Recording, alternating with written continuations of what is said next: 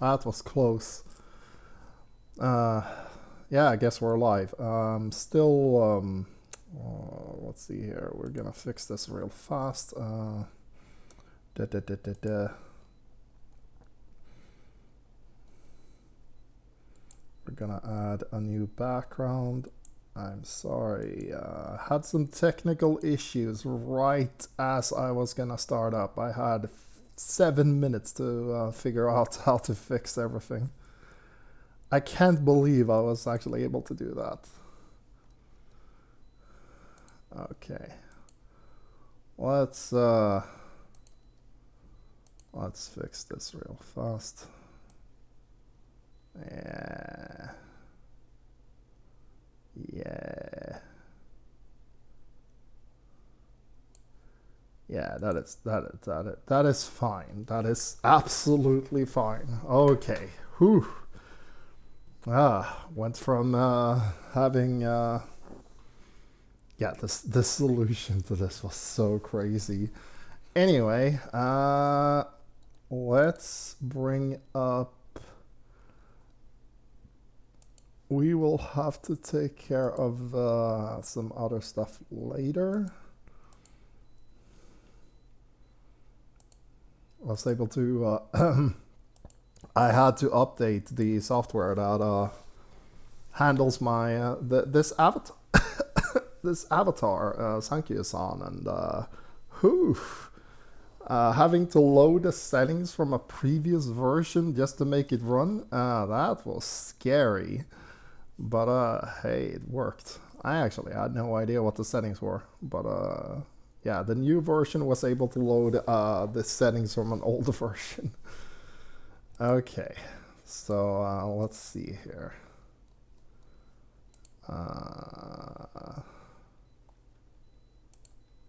You lost the connection to your PS4. Okay, let's try this again.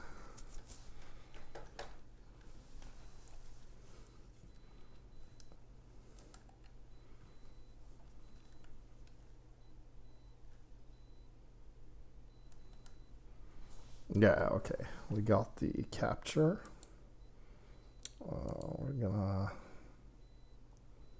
Yeah, okay. So let's start fiddling with... because... yeah, as usual, I ran out of time, but it's fine. I'll just play some music in the background, and yeah, my voice is still a bit messed up, but it's fine.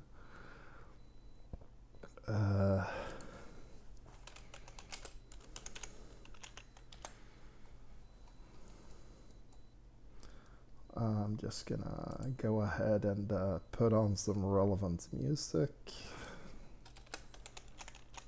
Do a quick sound check.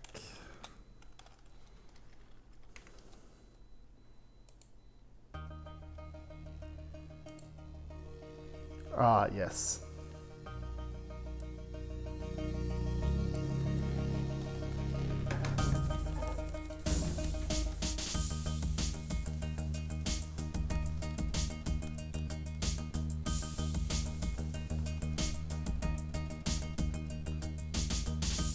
Okay, so we are not playing Dynasty Warriors. Let me fix that first.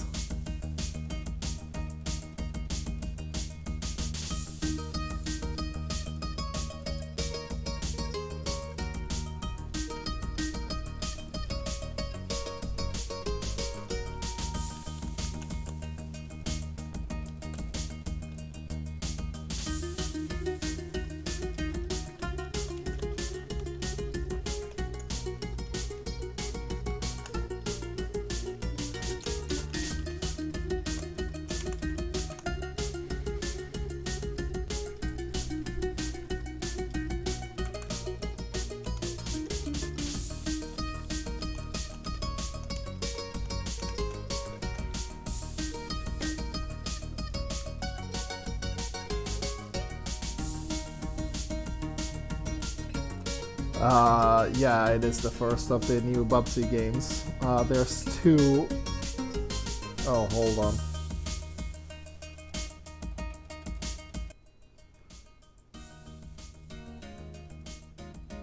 Yeah, it's the first of the two new Bubsy games. I actually have both of them, so I could show off the other one as well. They're both pretty meh. Anyway, let's me see here.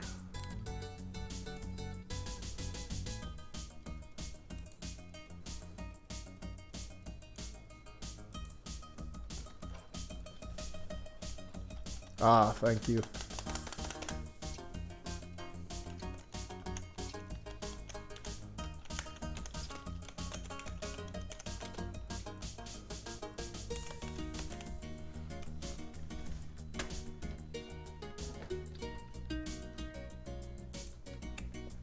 Ah, hey everybody.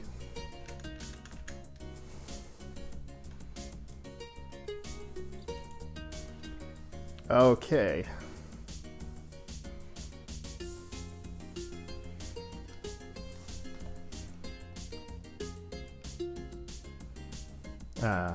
Let's see here. There we go. I think everything is set up. Let's see here. Hello, Dan. Hello, Darren Mirshan. Hello, Tempest. Did you come here for the double giveaway? Because we got some RPGs. 2 of them.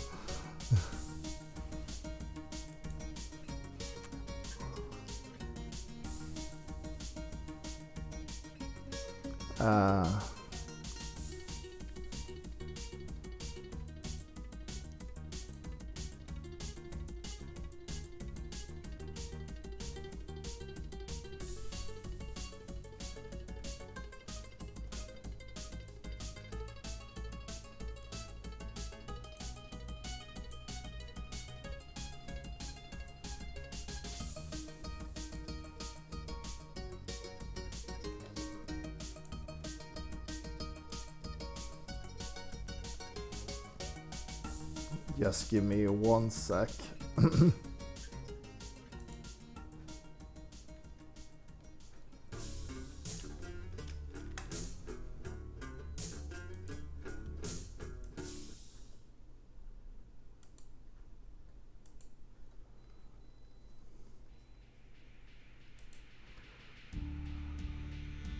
I'm just gonna make 1 quick post and we will be ready to go.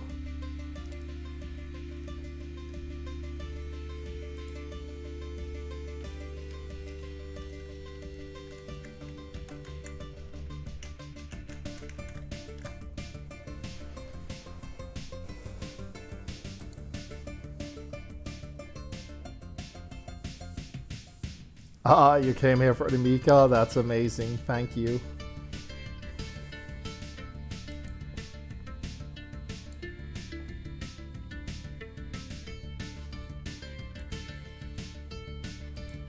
Yeah, I think that's all about everything for preparations.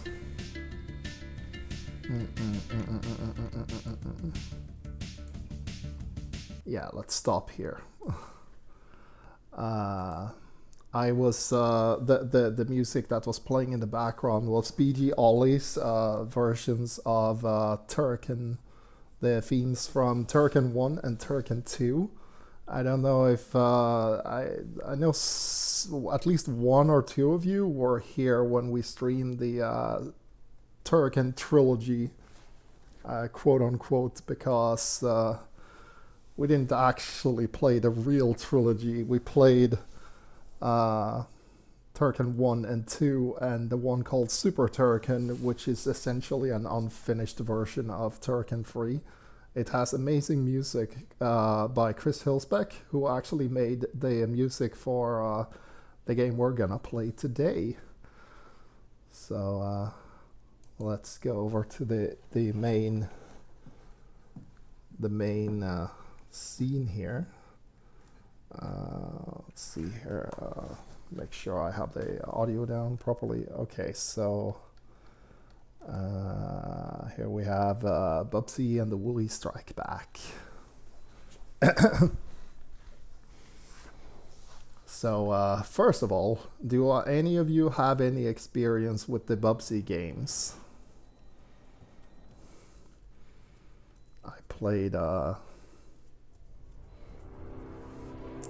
I I played all of them except one myself. I didn't play the Jaguar game.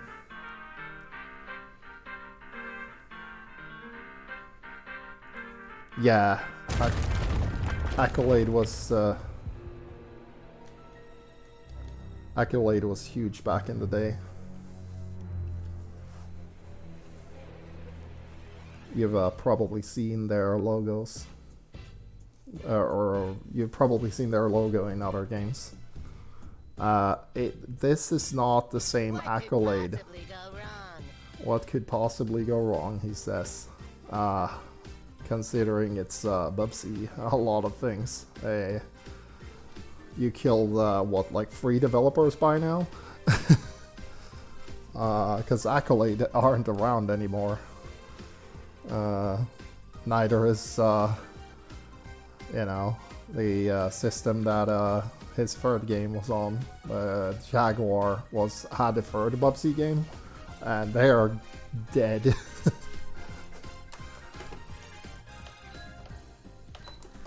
Yeah. So, yeah, we will have a surprise that it's going to explain everything about this game. But I really need to show off just how the game works first, for it to make more sense. But do keep in mind that this game actually has some pretty solid names attached to it. It is definitely the best Bubsy game. So, is it possible to start a new save? Whatever. You can replay stages.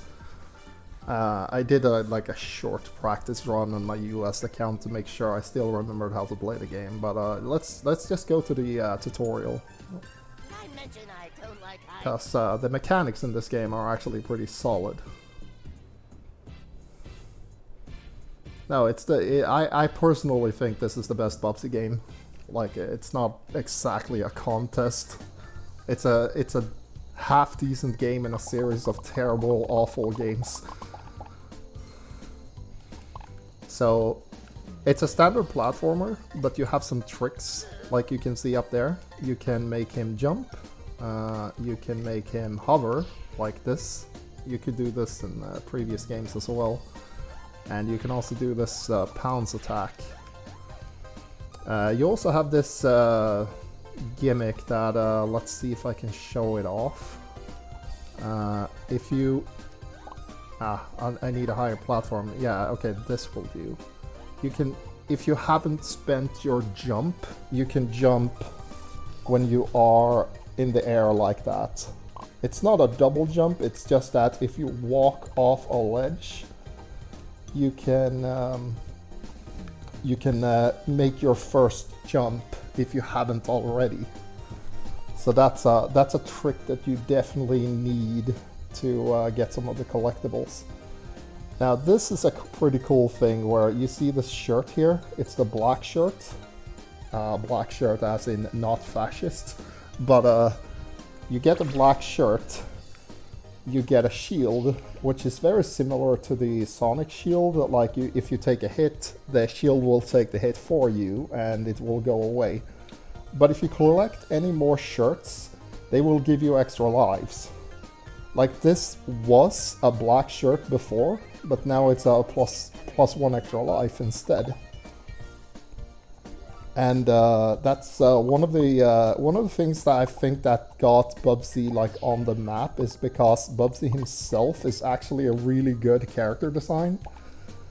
The shirt being like his thing, and a power up is just it's simple, it's easy to understand, it's just solid design. I can't say the same about you know, the other characters, but Bubsy himself is, I think, is actually a really solid character design. As you can see here, it's like pretty basic platforming. It's nothing like super complex, but it works pretty well. It's not hard to control the game. You can climb like this as well. This is again just a tutorial.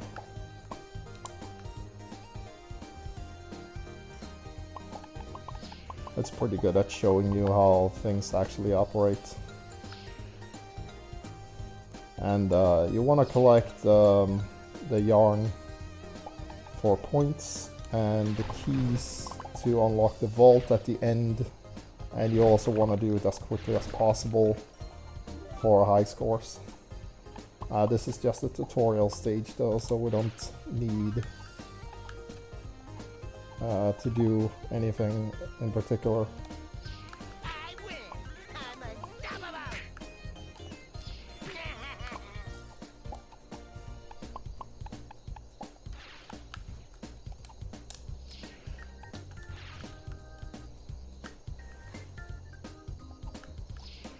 No idea how I'm doing this, but I like it. Bubsy commenting on the fact that it makes no sense even to him that he's able to fly.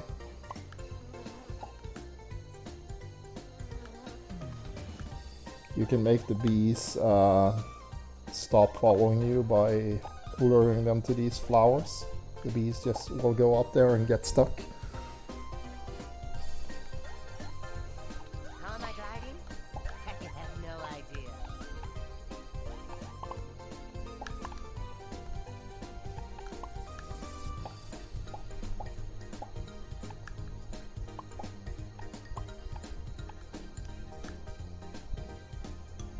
Pilot license?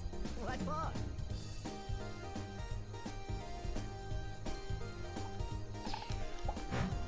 I wouldn't be surprised if they got some solid voice actor, because they do have some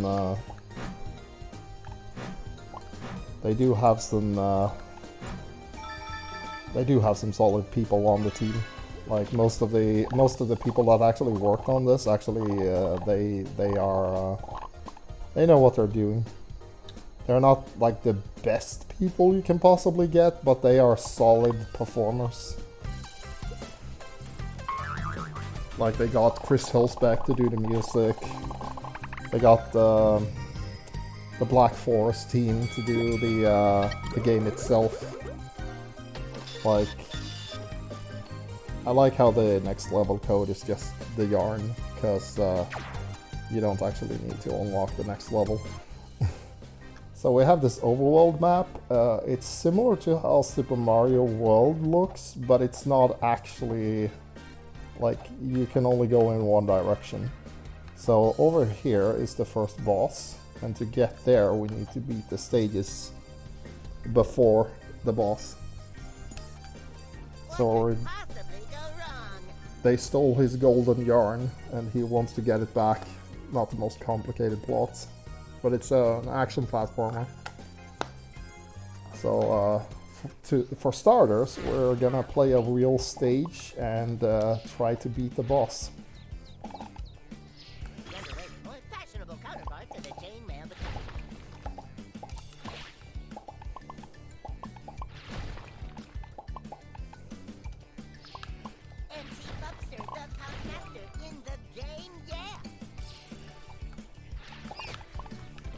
Oops.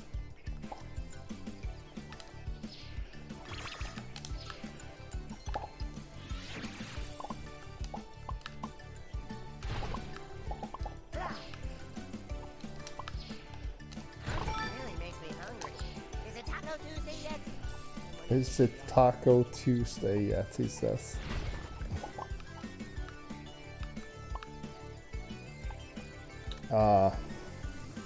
Let me know if you want me to adjust the volume, like make the game louder. Like if you actually want to hear what he's saying.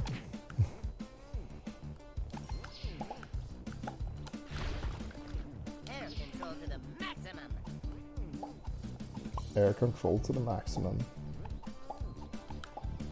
He has quite a few lines, but you get to hear some of them quite often.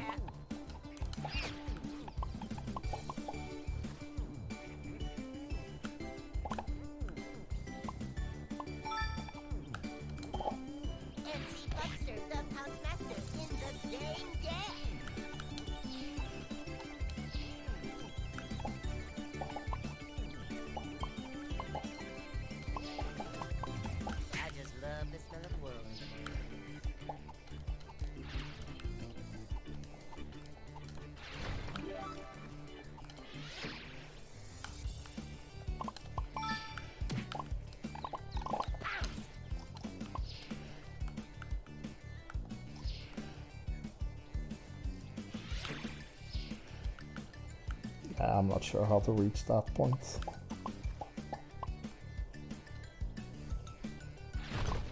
Pilot license? What for?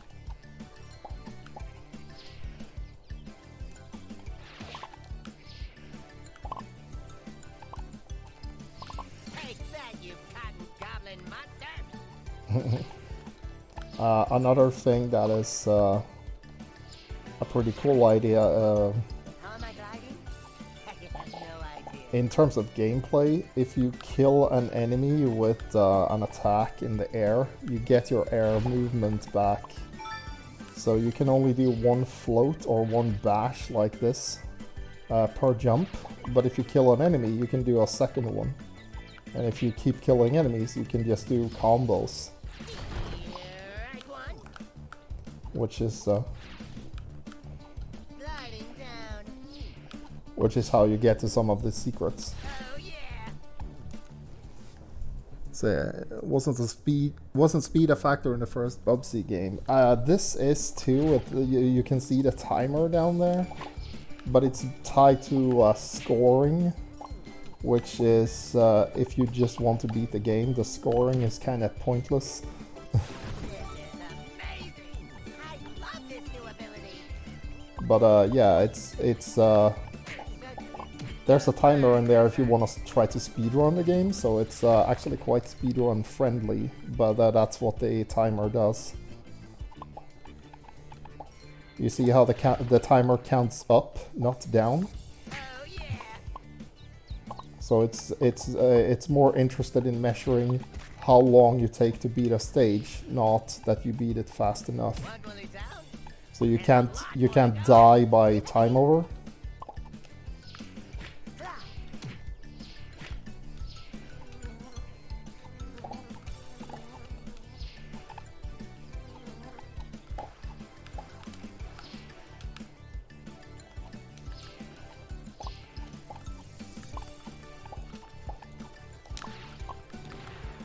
No idea how I'm doing this, but I like it.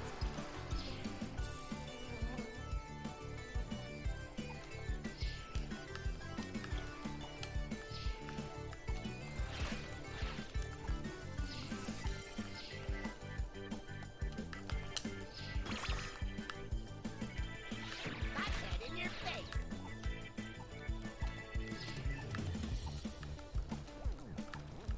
Cats of Gravity. A story of misunderstanding.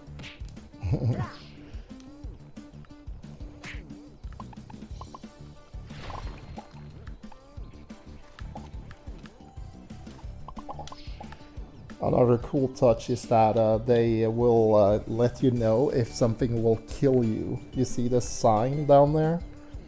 That lets you know that if you jump down there, you just die. There's nothing there to get.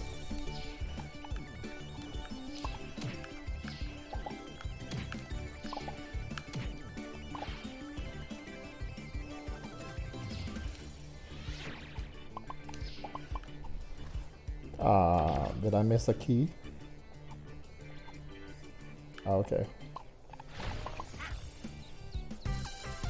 Oh well, it's just the first stage.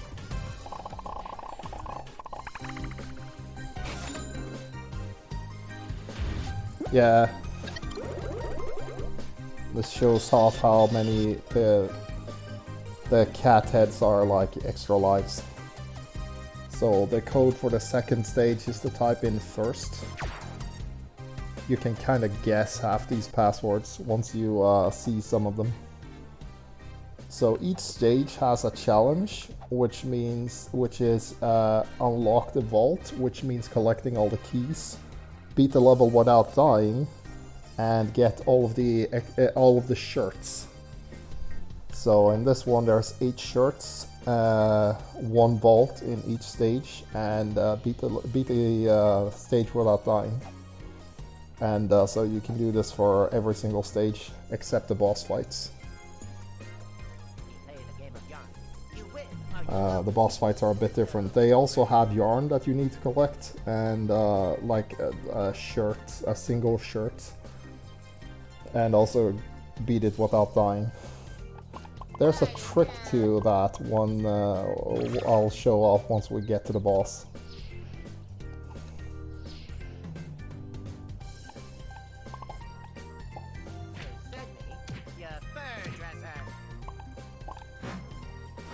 Here we have a mechanic that involves these springs that allow you to jump super high. Pretty straightforward. It's like nothing we haven't seen before. Even the original Super Mario had that gimmick.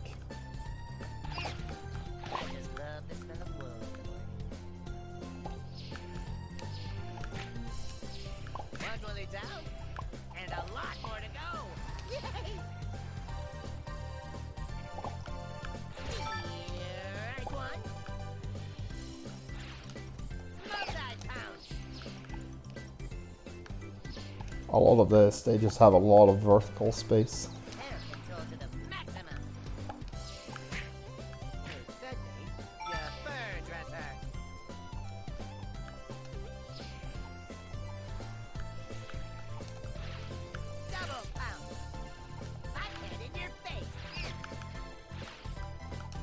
Ah. I was trying to get a combo going.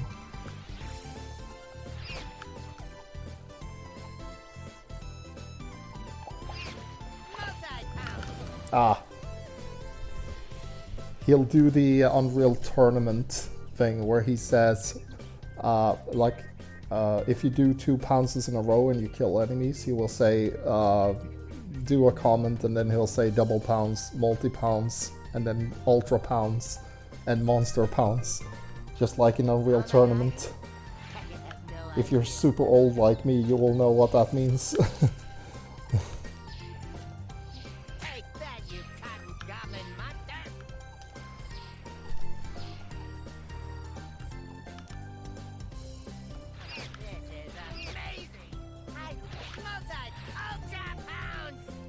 Ultra pounds.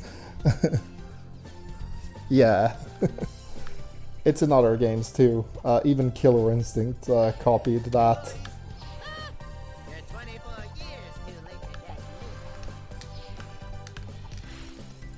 Some of these climbs are pretty scary because there are enemies right there. You do have checkpoints though.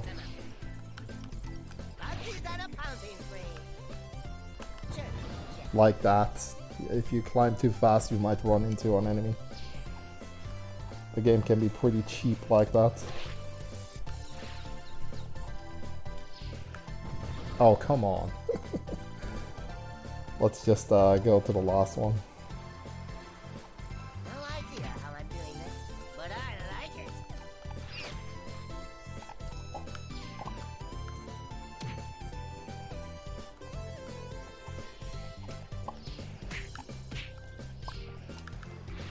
One of the issues that I feel the game has is that hitboxes are pretty inconsistent. It can be very difficult to judge sometimes when you're gonna kill an enemy or if they're gonna kill you.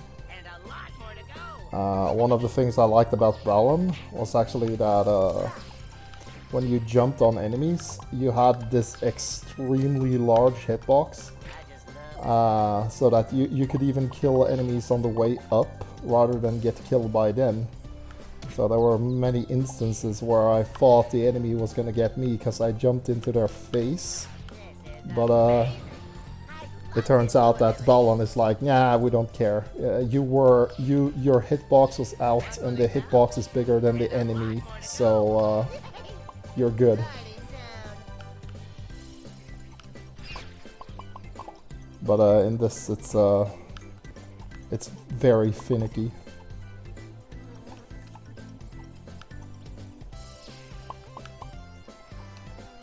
Come on, you stupid bee.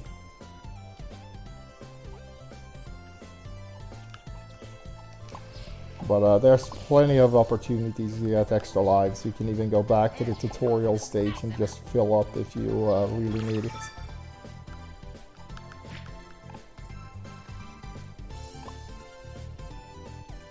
Oh yeah, he actually comments on that. if you do a big drop, sometimes he actually has a quip about that where he says, "Can you believe can you believe a big fall actually used to kill me?" It's like, yeah, it did, and that was bullshit. Hated that. Ah, there's nothing here.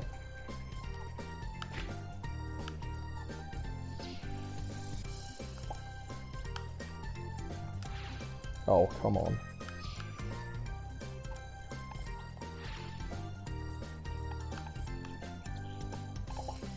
Double pounce. Suddenly, your fur dresser.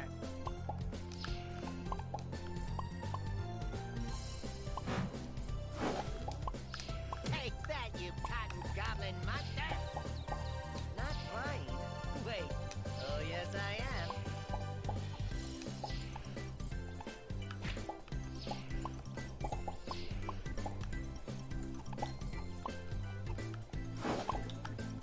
There's yarn everywhere.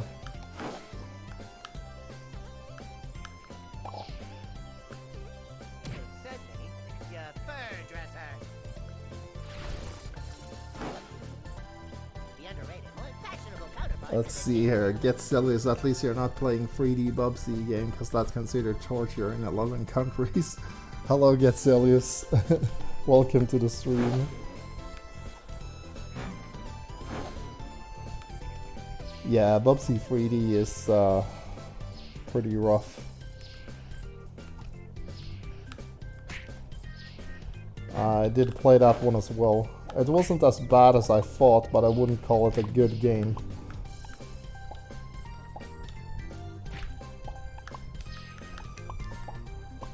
It's Bubsy 3D is extremely boring. Because the gameplay is the controls are fine, but they make the game really sluggish. So everything beating a stage in Bubsy 3D takes forever, and listening to Bubsy talk gets old really fast because he has so few lines. So it's not a pleasant game to play.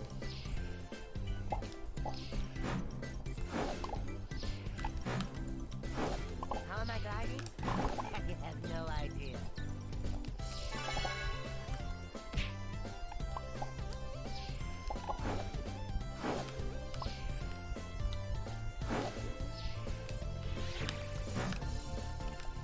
Damn it. It's just too far. That makes so much sense. How did I not think of this before?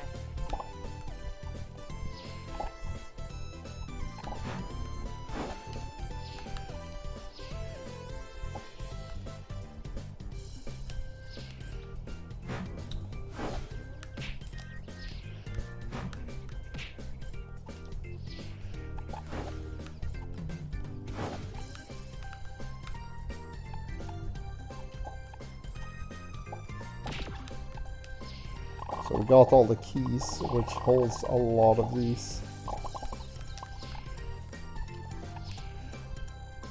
It's impossible to get all the yarn if you don't get the key.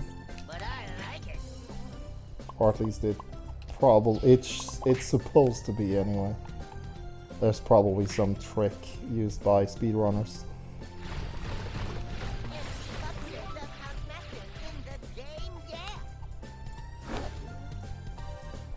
How am I gliding? I have no idea.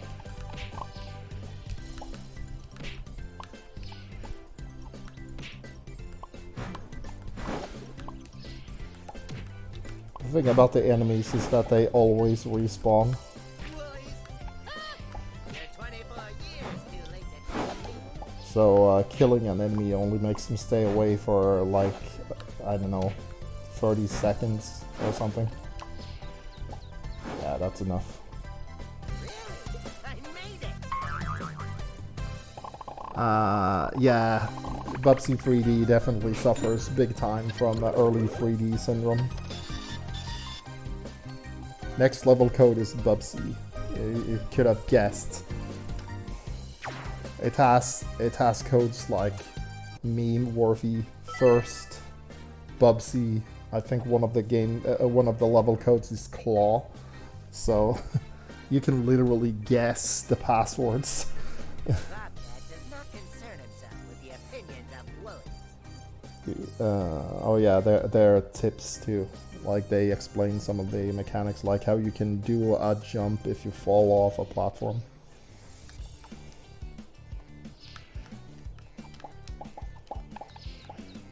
I think once we beat this stage, we'll be at the first boss. Not flying. Wait. Oh, yes, I am. You shay.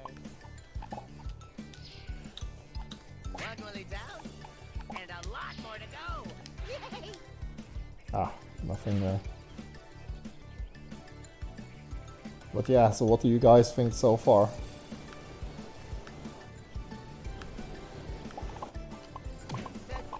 You fur dresser. Do you believe me when I say it's the best Bubsy game? Olive license? What for?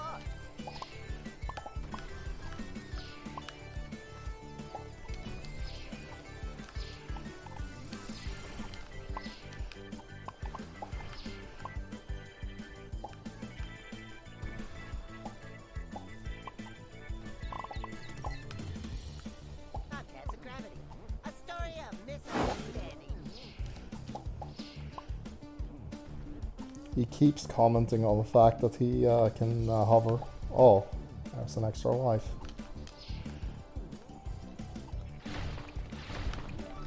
Can never have too many of those, because you will burn through them pretty fast once you're in the later stages of the game. When the game starts getting really cheap.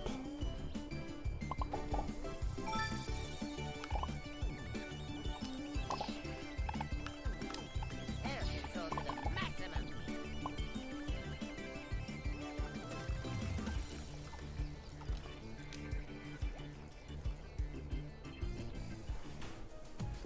The music of this game gives you that Saturday morning cartoon feel. Yeah. I think that the whole game actually has a pretty positive vibe. Like the music is fitting, and Bubsy seems to be excited that he's back. I do like his banter, even though it's like it could have been better, but I still think it gets the message across. Like he's aware that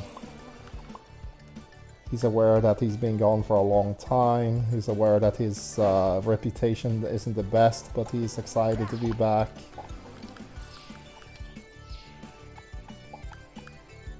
Yeah, these bees need to go. There we go. I do like this mechanic that it's actually a pretty creative way to defeat enemies, because you can also just kill the bees, but you can just also outrun them to make them get stuck on the flowers. That's actually a pretty cool idea.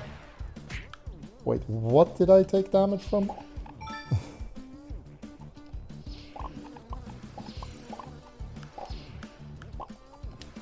I think there was a bee stuck in the wall. Air control to the maximum. So yeah, the game definitely does have some issues, especially with hitboxes, and boundary boxes, push boxes, the works. All of that is pretty sketchy.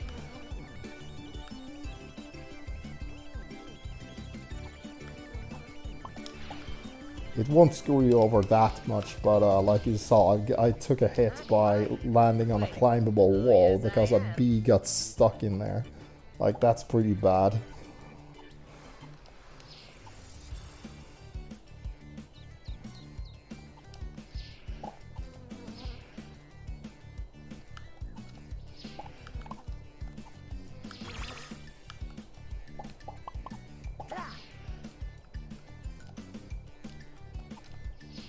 Okay, I think I have an idea how to get there. If I can just get rid of this bee. Okay. Yeah, like that. Pilot license? What for? I'll be using the not quite double jump mechanic where you fall off a ledge and get a jump, and then you use the float to give yourself an extra jump again. Air control to the maximum. So there's like a sort of a puzzle element. If you really want to try to get all the yarn, it's that's how you need to think. Sometimes you also have to do the obvious thing where you jump on multiple enemies to give yourself several extra jumps. Because every time you kill an enemy, you get that extra jump. There's gonna be a lot of bees here. That's only half of them. There's still gonna be even more. How am I gliding? I have no idea.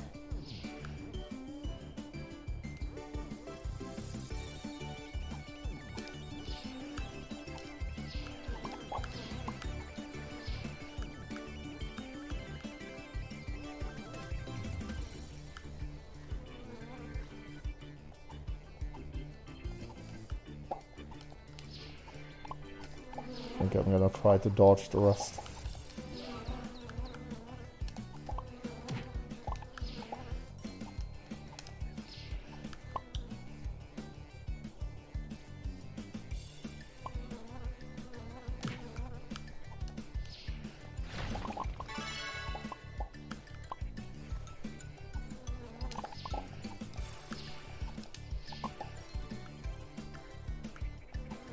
Pilot license? What for?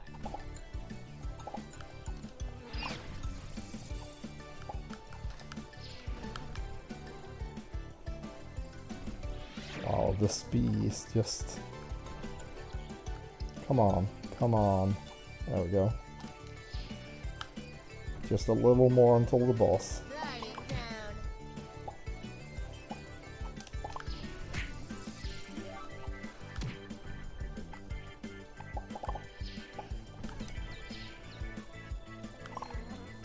Some of these platform things are actually really scary because the way water works is that water kills you. And it is enough that you touch the water, you will die instantly. So it's not if you go into the water you can't make it out. It's like, no, if he touches a single polygon on the water, it kills him right instantly.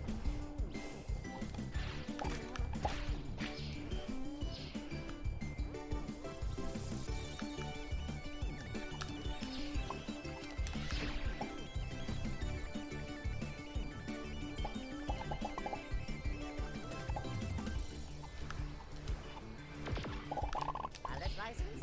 What for?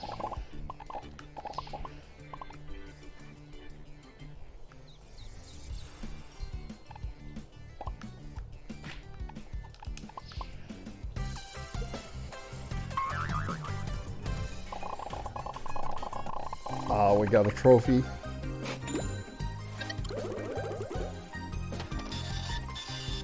Aha, Wooly is the code for the boss. Okay, so now we're gonna see the first boss of the game, the Stomper UFO. As you can see, this is different from the other stages. Here you have the Woolly Vault, level beaten without dying, and collecting all the shirts. In this one, there's only one shirt, and beat the level without dying, and also beat the level, so it's a little different. How is water still my kryptonite? One of the low points of the game is actually the boss fights, because they're tedious. They take forever. You need to be really focused to avoid their attack patterns, because you can only take a single hit unless you have a shirt, which you get one for free. If I die to this boss, I'll show you a little trick that you should do on every boss, especially the last one, because the last boss is actually... So yeah, they do a thing that leaves them open And then you get your hit in and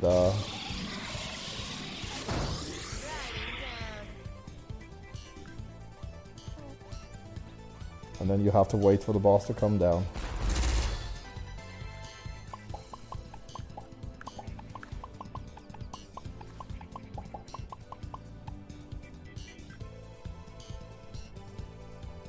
Those weren't shots, they fired yarn.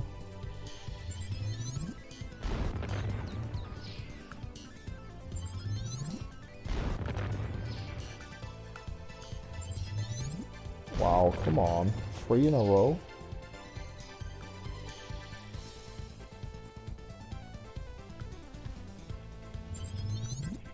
Four in a row? Come on.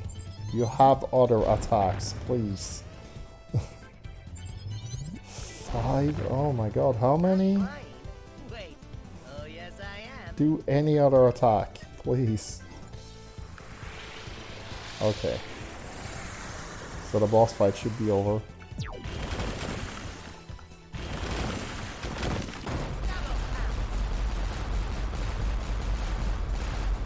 And that's the first boss.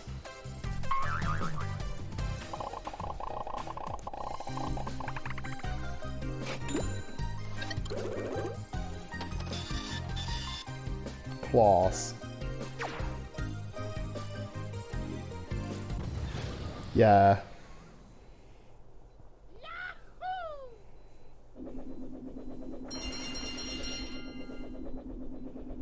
Cutscene.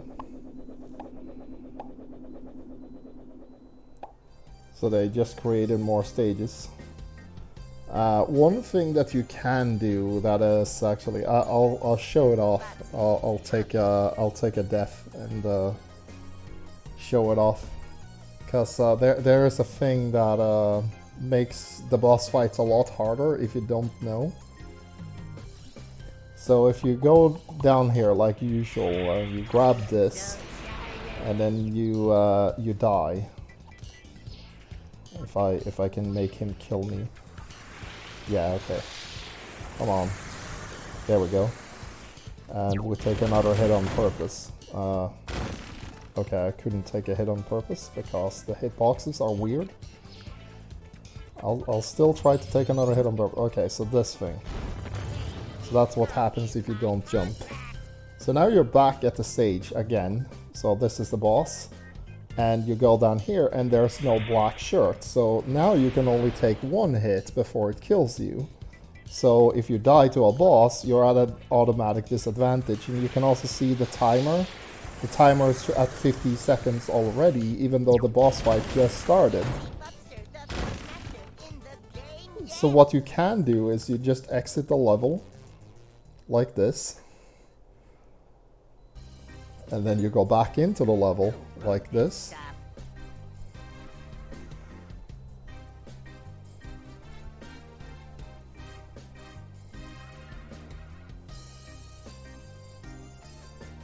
If you look at the timer, it's now back to 0.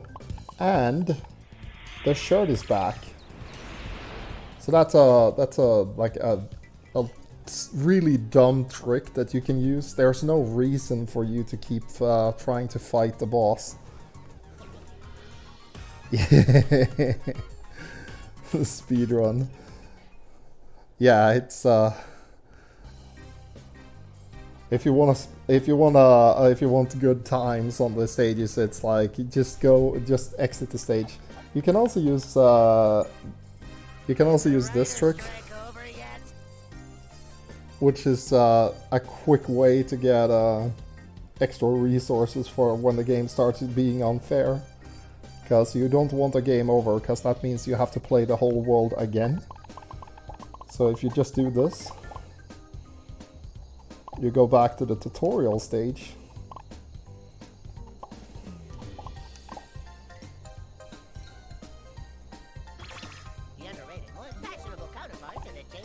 And now we have a couple of extra lives that we didn't have before. And because the tutorial stage is super quick and easy, you can just do that to to get yourself a couple of extra lives, so that you don't have to play any stages that you've already beat.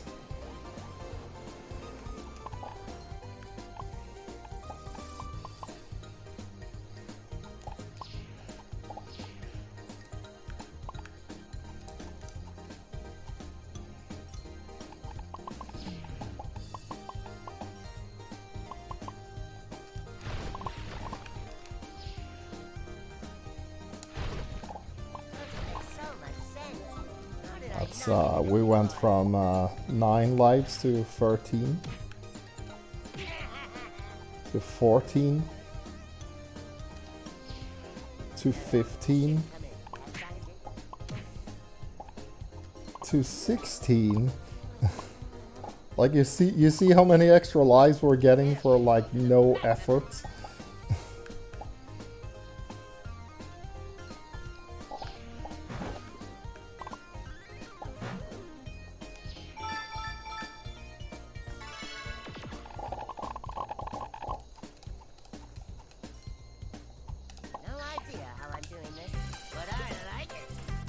So there you go.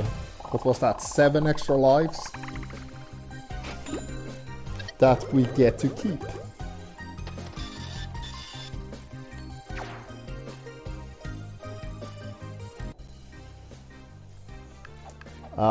Yeah, I would say that the later stages are the later stages actually get pretty annoying.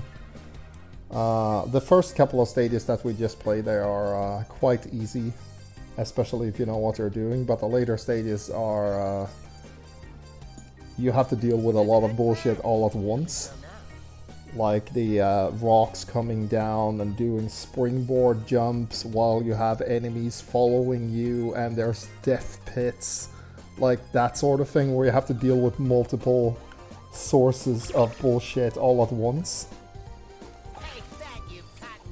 But here we have a different theme. This is more reminiscent of the first Bubsy game, where you have like a sort of desert stage. We also have this thing, which is a new element.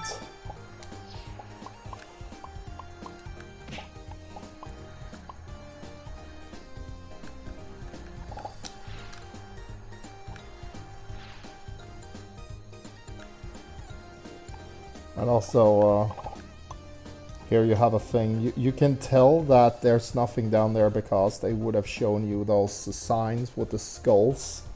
But because there are no signs, you can safely jump into this hole. It's kind of like the opposite of what Donkey Kong does. You know, where Donkey Kong Country. In Donkey Kong Country, it likes showing you bananas to let you know that if the bananas are pointing straight down into this hole, that means it's safe to go down there. I win. I'm unstoppable. Oh, this is never mind. Oops. I was gonna go here anyway. And a lot more to go. Oh yeah, these sharks. I win. I'm unstoppable.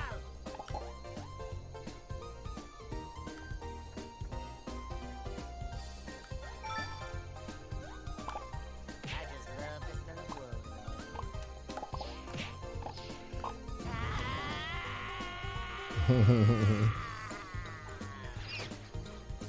Wasting a lot of lives.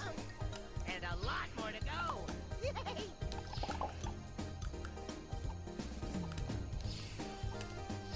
So you can see the game is already ramping things up.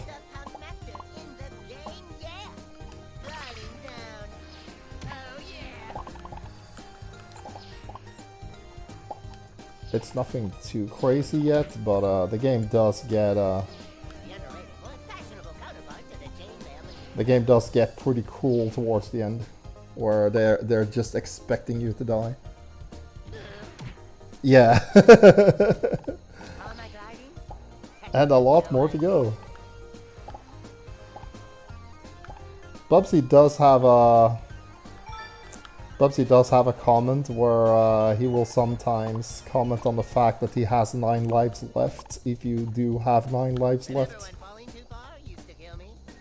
Oh yeah, I remember when falling too far used to kill me. Because it did. Now, how do we get down here?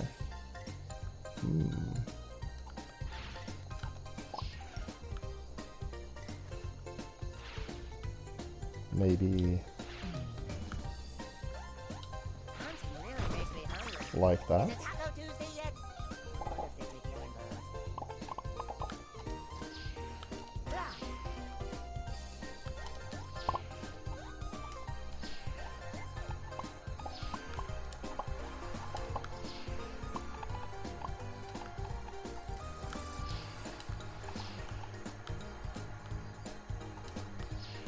Uh-oh. Ah, never mind. I'm not. And a lot more to go. Oof. This is amazing! Okay, New ability. Hey, Sydney, your fur dresser.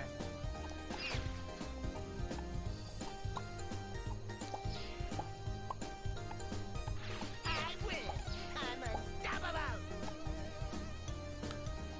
Sliding down. Boys. Ah! You're 24 years too late to catch me.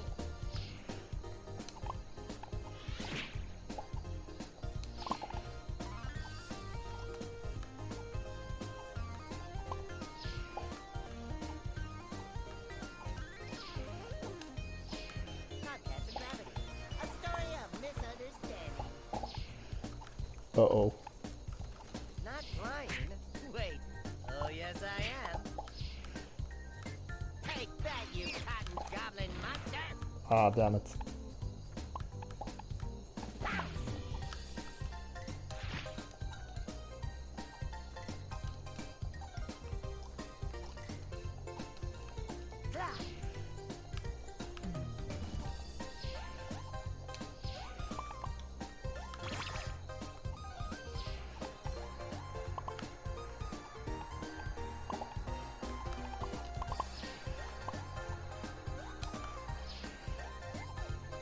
Not flying?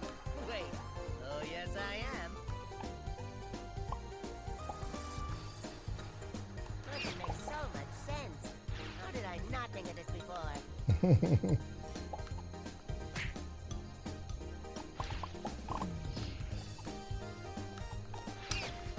These land sharks go into the water. Air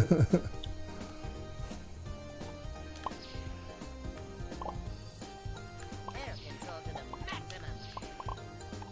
I don't remember. Did these guys show up in the first game?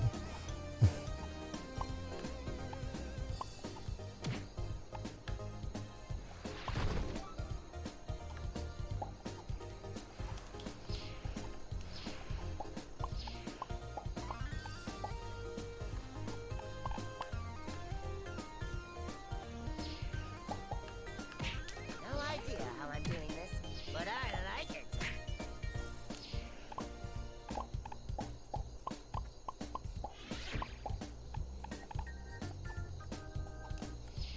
Hey, Sydney, your fur dresser. Not flying? Wait. Oh, yes, I am.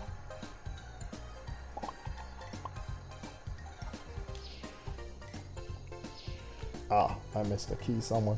Add that to my demo reel. But his, yeah. I actually only played the first game from start to finish. I did plan on playing the second game as well, using the so-called twofer that they had, which has Bubsy 1 and 2 in a bundle on Steam. But Bubsy 2 is such an awful game, I just can't finish it. It's such a bad game. The music alone drives me crazy. It's horrible to listen to. The reason the world will end is alien-induced yardball deprivation. Mark my words. The furry road to Valhalla. Pilot license? What for? Secret at the start of the stage.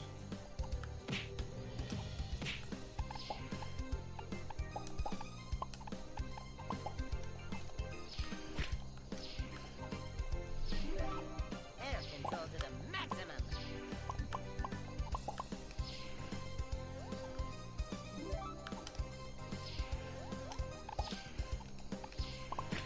Oh yeah, there is actually a combo counter up there. I don't know if you noticed, but it's like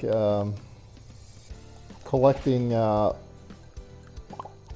yarn and killing enemies will make the combo meter fill up, and it will multiply your score. So if you're playing score attack, there are a lot of variations on what your score is going to be, depending on like how quick you are, what your combo meter is like, how fast you complete a stage, how many enemies you kill, all of that. So a score attack in this game can actually be quite competitive.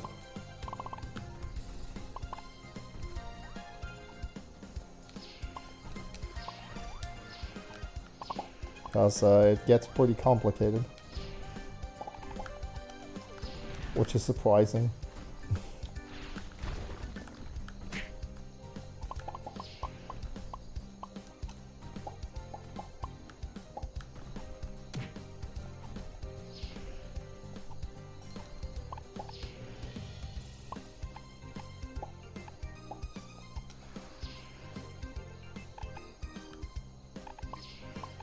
Pilot license? What for?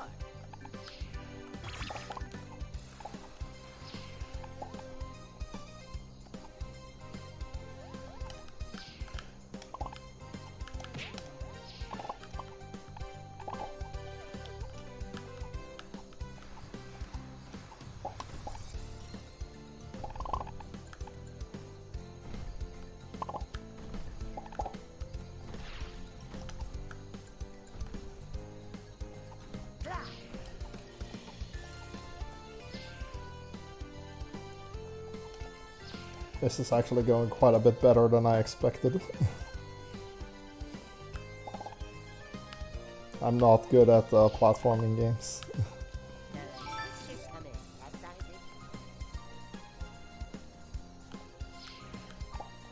No idea how I'm doing this, but I like it.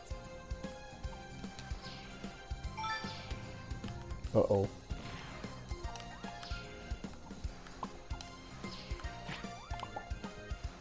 Yeah, I'm not taking any chances with this. Now we're starting to get into complicated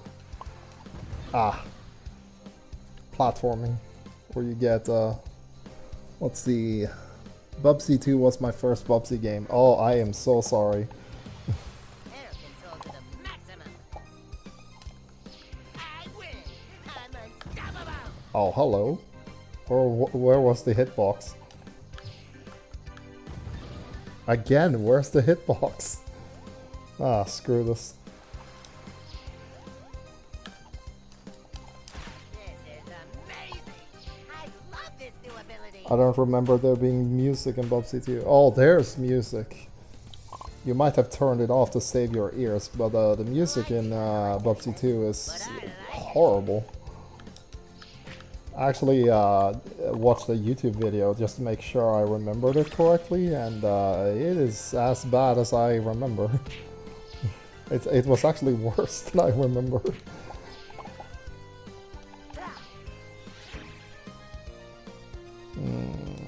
Yeah, let's not do that.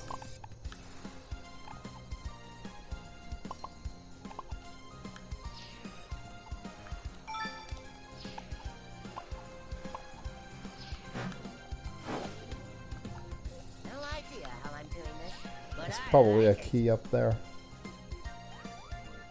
No?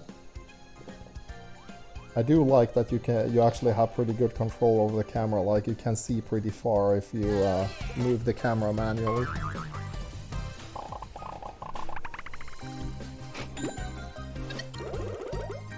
But yeah, Bubsy 2. The password is password. I mean, come on. This game. But yeah, just look up a video of Bubsy 2 gameplay on YouTube and you will see. I don't know who composed that, but they must have not had ears. Maybe it was the guy who did the Resident Evil Director's Cut DualShock version alternate soundtrack. Maybe that was the guy who did the music for Bubsy 2.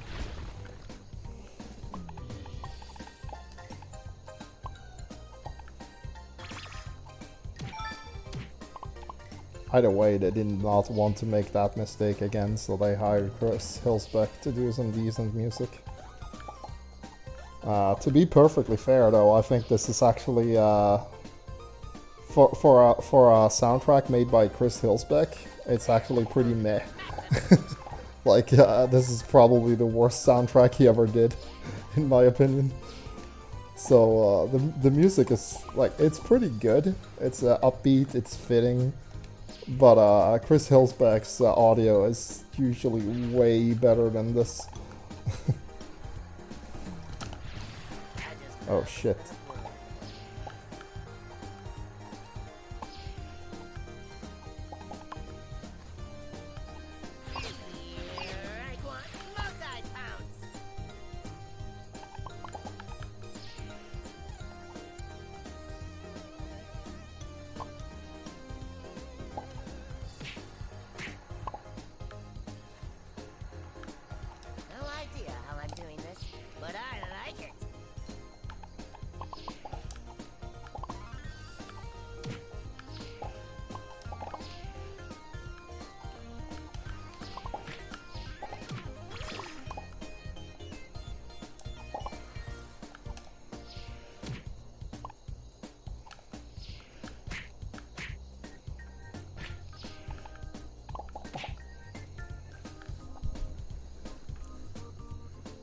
I made it to the best game stream, the most important stream on Twitch. Yeah. Yeah, welcome to Bubsy. A Bubsy yarn-loving alien fighter, the game. Also known as the Woolly Strike Back, but that's a shitty title.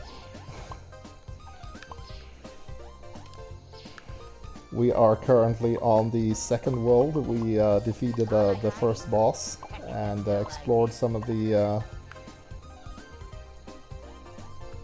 finer points of the game mechanics. Wow, this cave is deeper than I expected.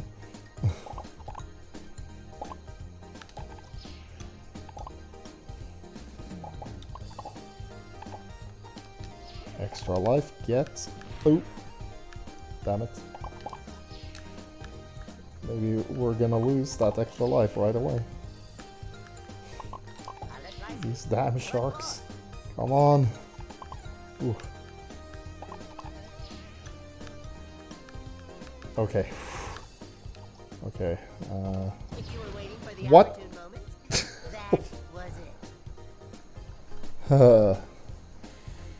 But yeah, hello Sophie Catgirl. How are you today?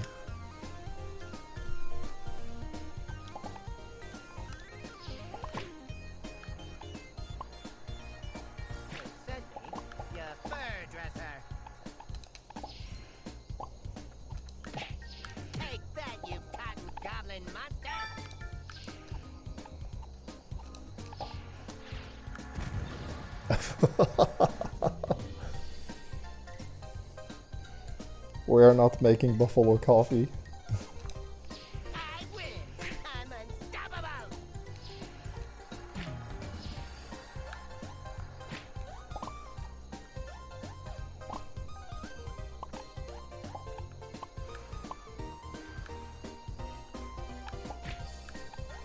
Boys, you're 24 years too late to catch me.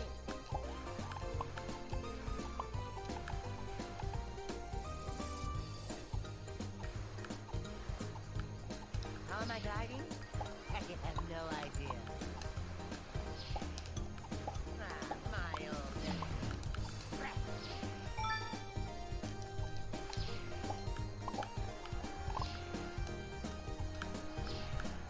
Mm-hmm.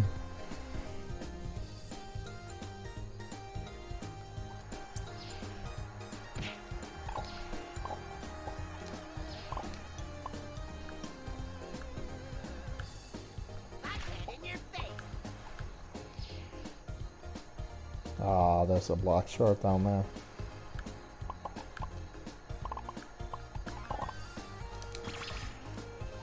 Not flying.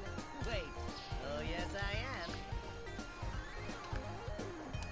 The thing about the mechanic where if you have a black shirt already and you find another one, you get an extra life. So it would seem like a waste to it would seem like a waste if you don't get all of the extra lives. But every black shirt you have is a life that you don't lose if you take a hit. You know, I could bounce over and hit the screen, but I won't. Dead pixels make me even sadder than just standing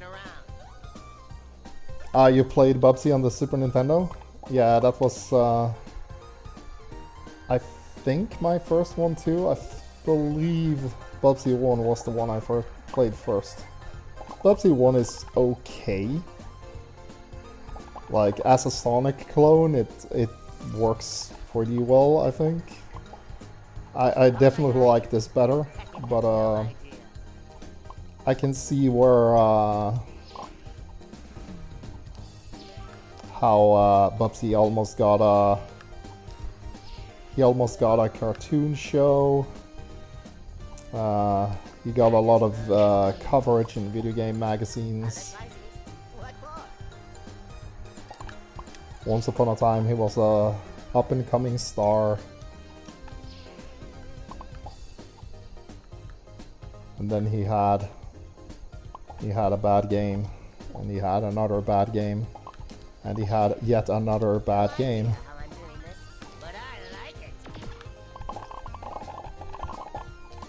He did outlive some of his contemporaries, though. Like, for example, Earthworm Jim. Earthworm Jim is just gone. Like, we haven't seen him get another try. Yeah, in one of the Bubsy games, I think it's the one called Bubsy 3D. You actually get you can actually unlock the. No, wait, it's the it's the PC remake called Super Bubsy. It's a remake of the first game for PC. It's actually quite old, so it's not a recent thing.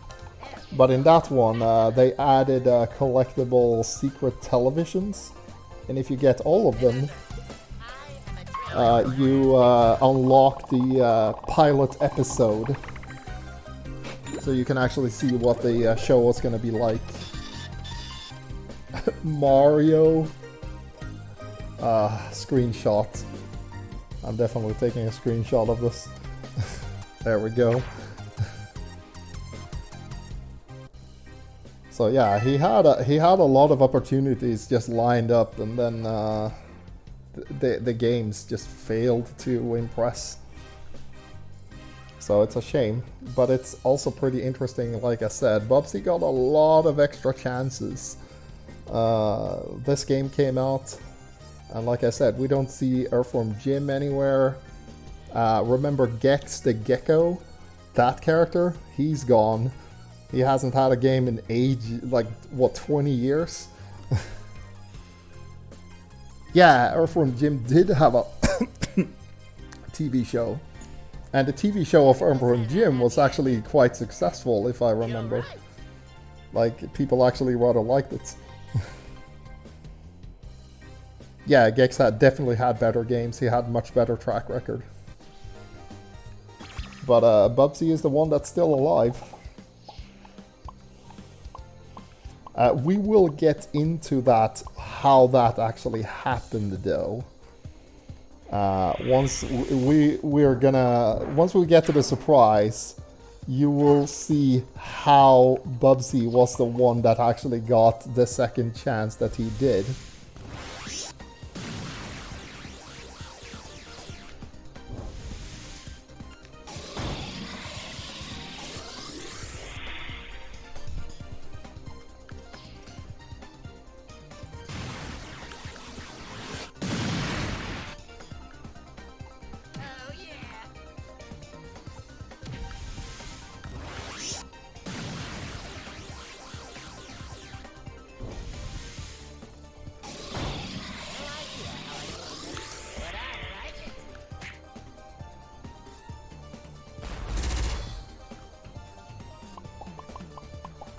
But yeah, like I said, these boss fights take way too long. They are quite boring. You have to stay focused for a really long time, but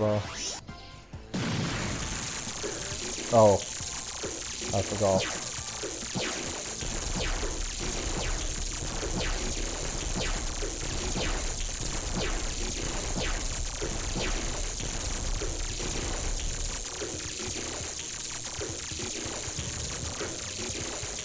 Huh.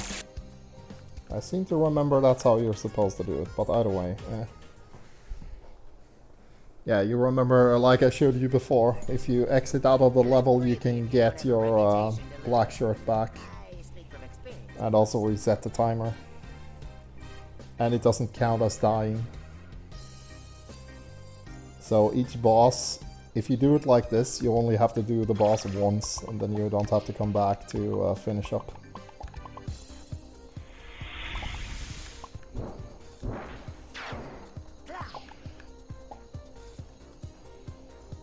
But yeah, the boss fights take forever.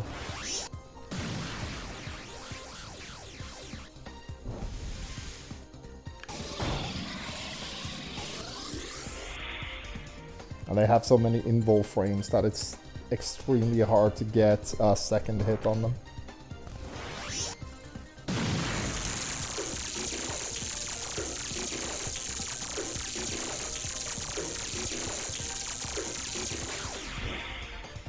And you don't get a hit, it's I swear, this boss almost broke me the first time.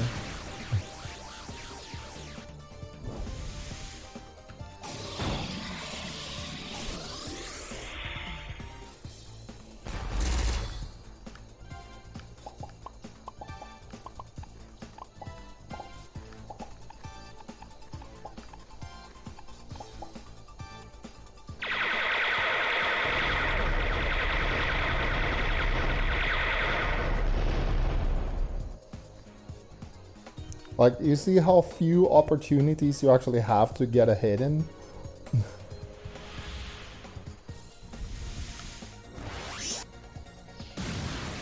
Oh, thank you. Yeah, this boss.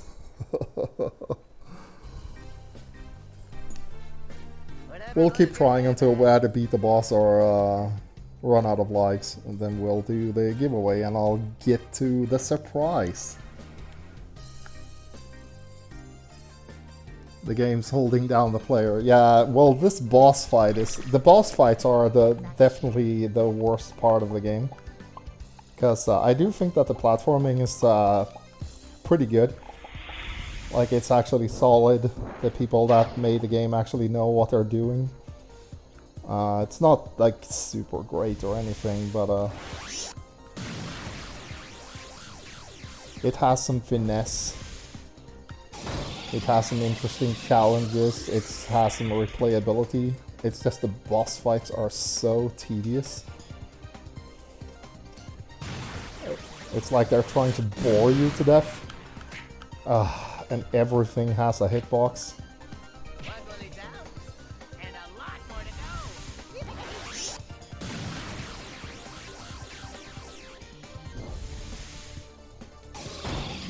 So even the beams that spawn enemy troops that attack you can hit you.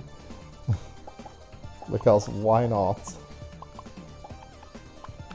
You only have 2 hit points, but they will make sure that counts.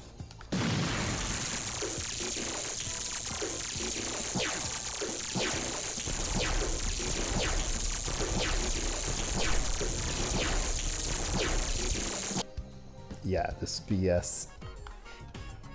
Like I said, this was the boss that almost made me quit playing the game. I have beaten it though, just not this version. My plan? Attack!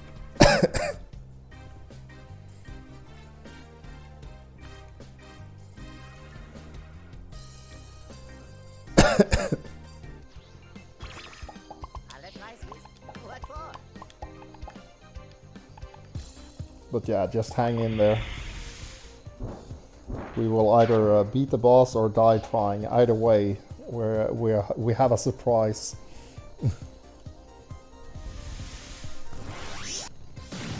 Yeah. The floating laser is definitely the part that gets me.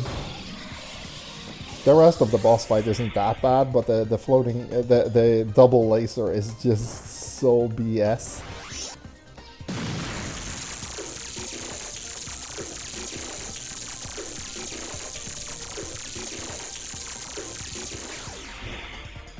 Because you can't get a hit in, and it's just, it takes so long.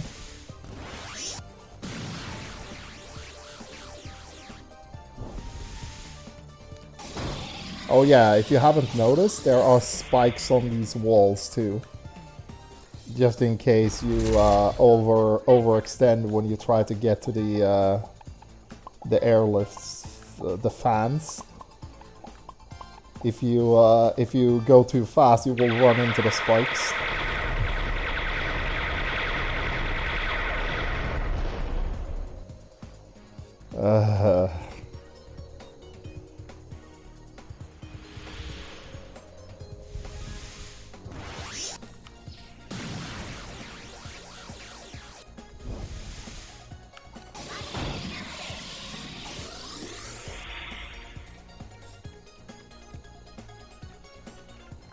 Let's see.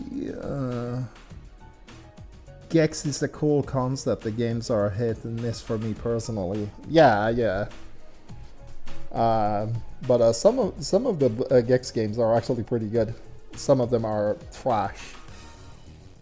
But I do think that Gex had a better track record than Bubsy did.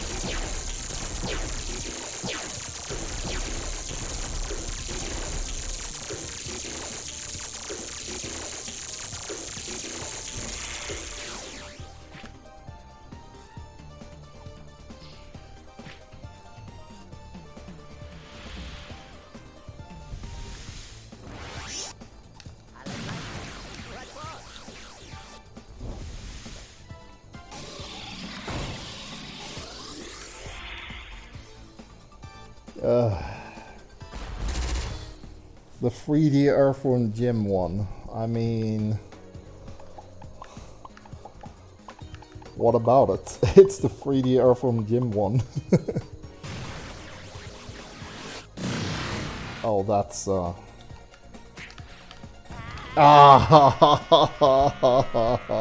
overextended. God, I hate this boss. Why are the spikes there?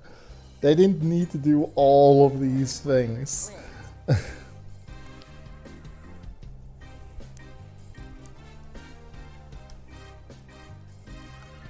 The game is just putting you on a chokehold.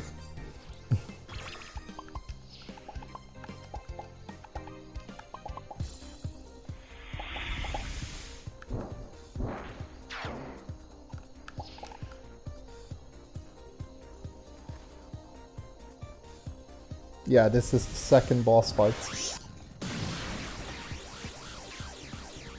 The third boss, or the last boss fight is actually way worse than this. It takes forever, even if you know what you're doing. Oh my god.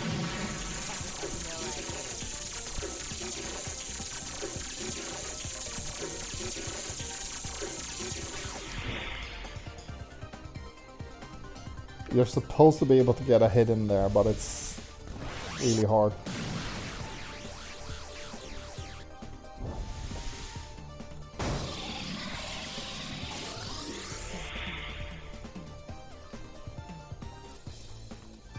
If this doesn't work out, I'm gonna try a different thing to see if we can get this done. Because I do think that there's another trick you can actually use.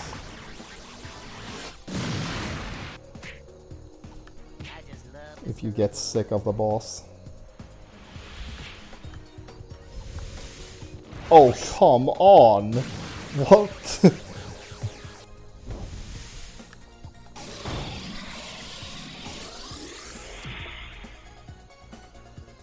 It means if you do that one correctly, you have to fight the boss again, but we don't care at this point.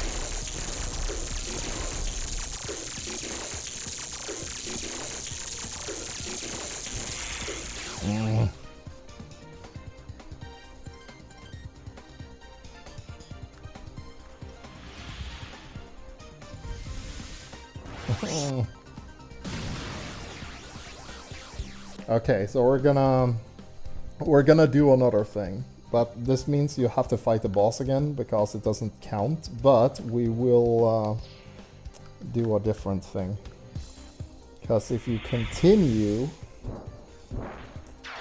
the boss is now at half health. But again, it means that you have to do the boss fight again if you want to actually complete the game.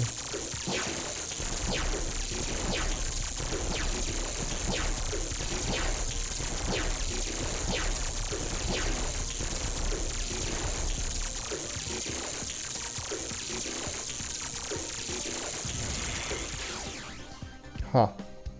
I just can't seem to get that thing. You're supposed to be able to have one considered cheating. Yeah, this is cheating. We're exploiting the fact that we have plenty of extra lives. Please don't do the lasers again. Oh, for the love of...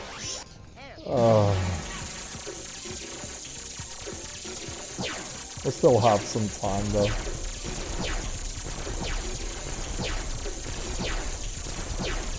If this was GDQ, this is where people would start reading donations. Because, yeah, I'm just gonna sit here and wait. Just do whatever it is that you need to do.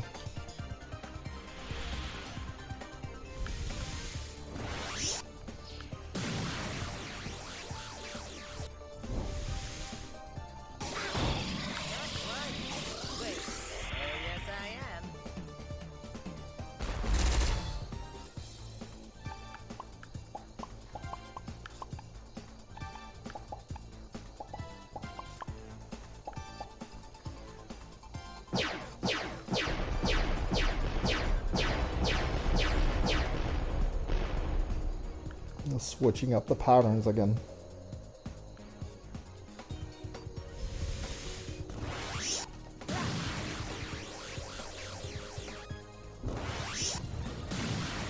And again. So the game really likes to screw you over with these boss fights. Like, oh, you haven't seen this pattern before? Well, tough luck, now you're dead again. Because you can only take one hit. Oh.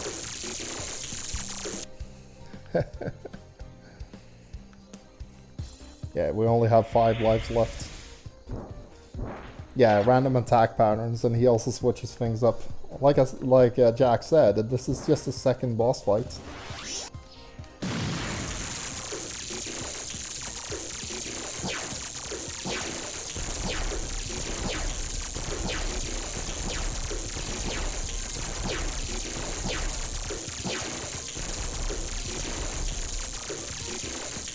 I don't trust this.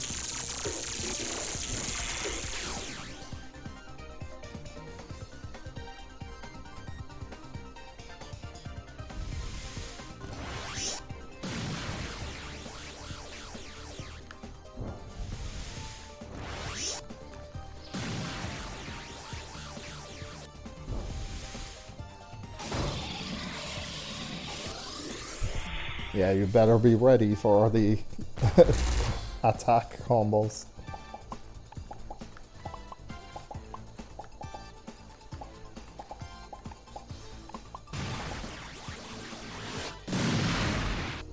Says me, you fur dresser.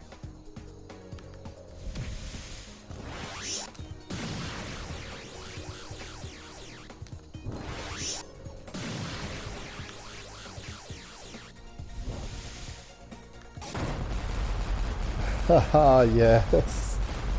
Finally.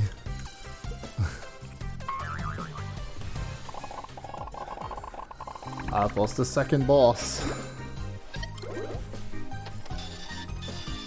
Space. So now we're going into space.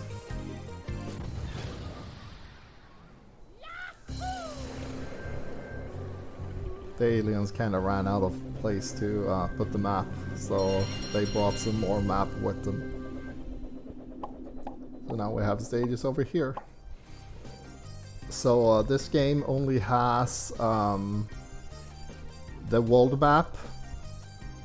This is the whole world map. You've always been able to see the whole world map. Just a thing of note. So if we go up here, we have Plan 9 from the Outer Space, Clawmageddon, Starclaws The Fair Awakens, Clawsing Curtains, and Bobcation Rhapsody. I believe that's the last boss up here, or there's another section, but I actually think this is the last boss. So it's a pretty short game. We're not gonna...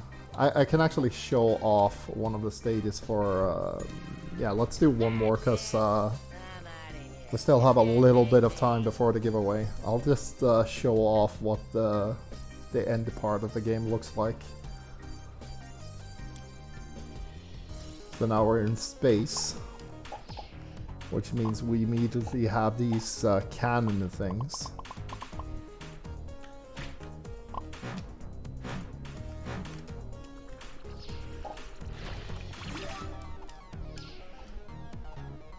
No idea how I'm doing this, but I like it.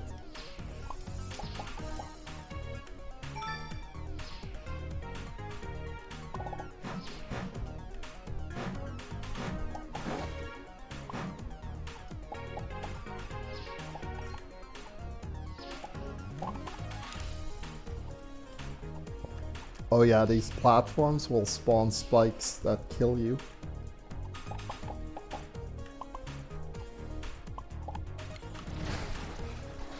I just love this little world.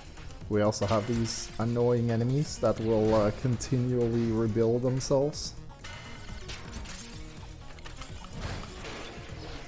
They can break themselves too, but they will never stay down for long. Yeah, we have more of these wonderful spikes.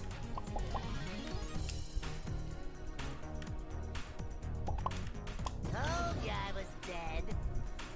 So yeah, this is where the game starts killing you by just touching walls. And you have these huge spaces that you need to navigate. Much less in terms of safe spaces. Because if you go to the ground, you will be harassed by those cyber things, robot enemies. And if you're up here, there's the spaceships that will harass you.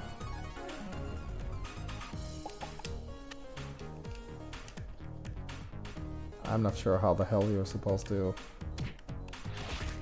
Ah, okay.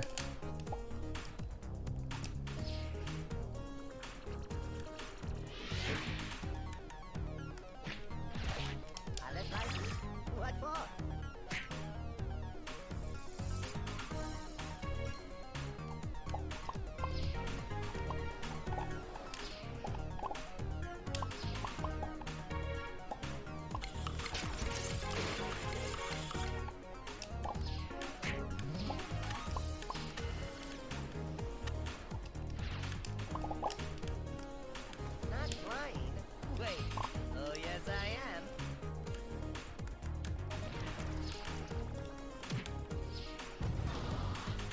Ah.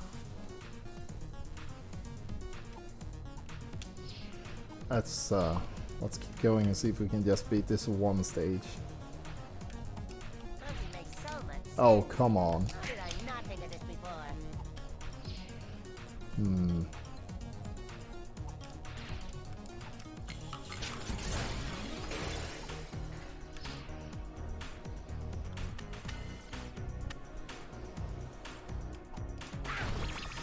There we go.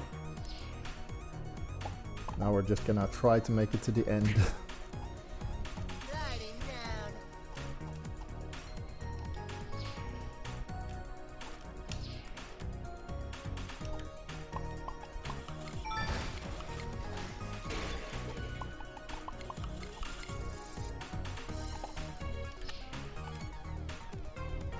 No idea how I'm doing this, but I like it.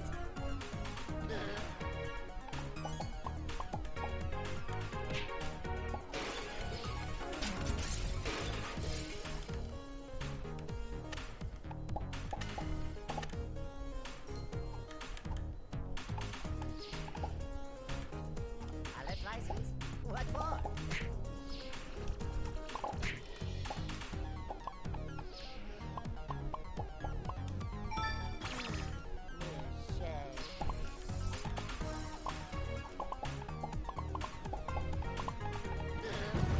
Haha, you see that?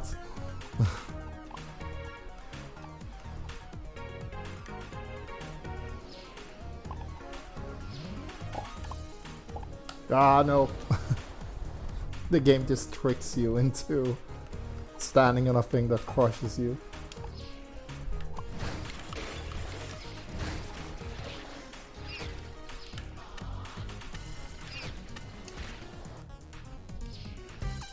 Okay, that's enough out of this game.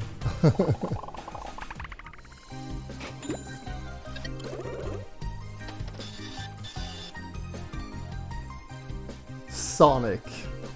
Sonic is the password. Glad to see Bubsy knows who he owes. Okay, so that's enough out of this game. We're gonna do a giveaway and then I'll show you what the surprise is. So we're gonna... First of all, we're giving away 2 games at once. This is gonna be winner takes all. Let me just go get it. Let's see here.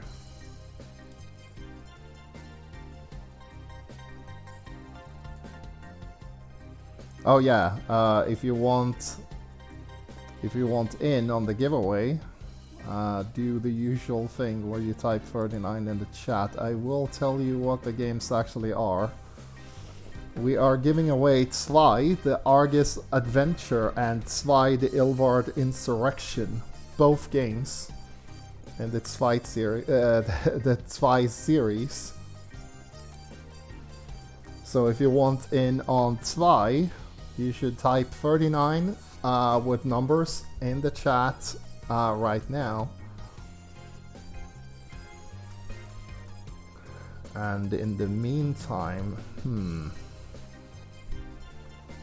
let me set up a window.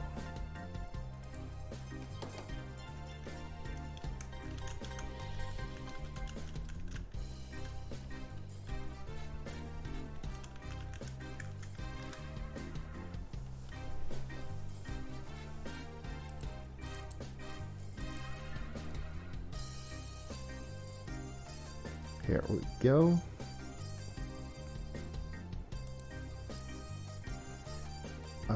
Let's do I add a source or do I use this one?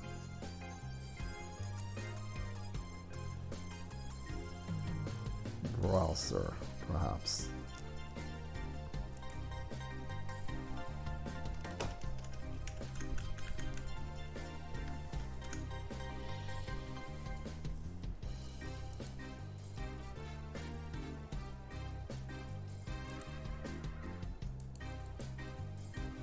Ah, yes, that doesn't work.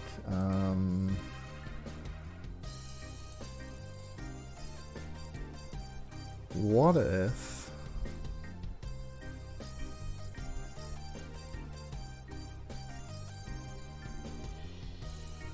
Nope, nope.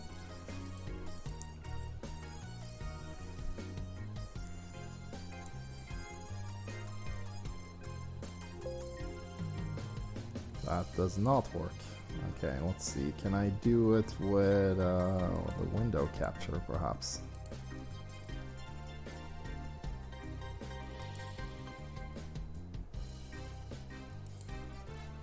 There we go.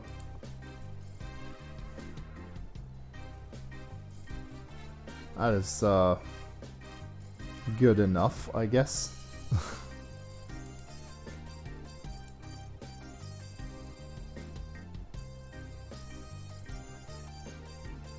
Okay.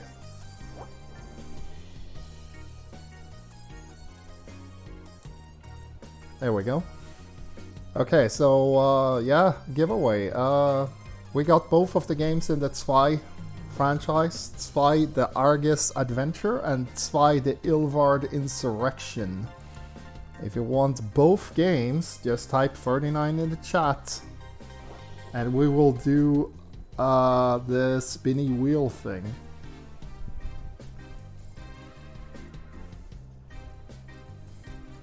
We have Hexelf. Let's see if we can do we have this game, Bubsy Paws on Fire.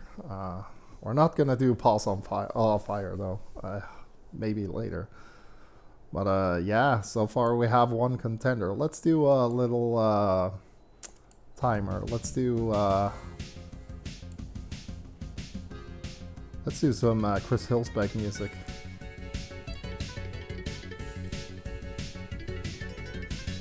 In the meantime, let's go for a minute from now. That gives me some time.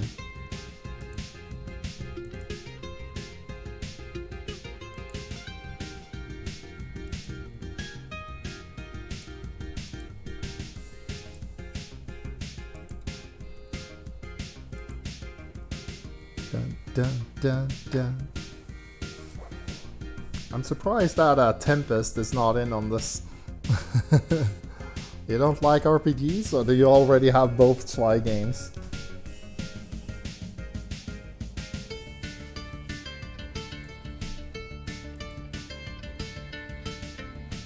Okay, we got 15 seconds to go. Type 39 in the chat. Oh, there we go. Dun, dun, dun, dun, dun, dun, dun, dun, dun, dun, dun, dun, dun. Oh, that was perfect.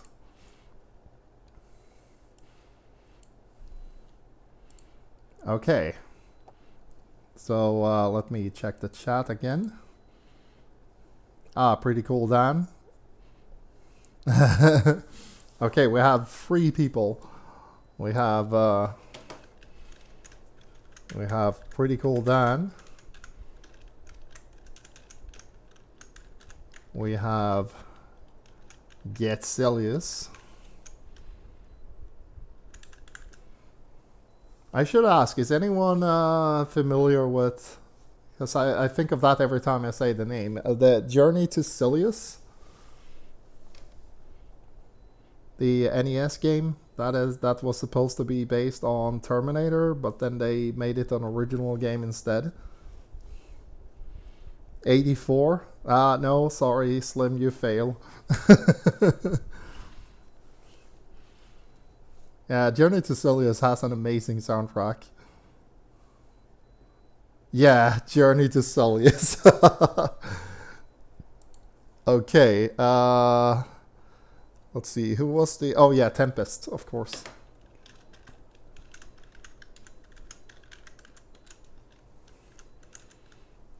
Okay, let's get this back in view.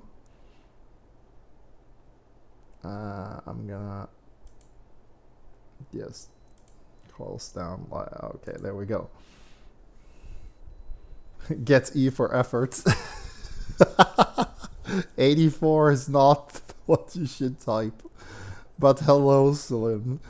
Anyway, let's get this picture back in view so we can do the spinaroonie.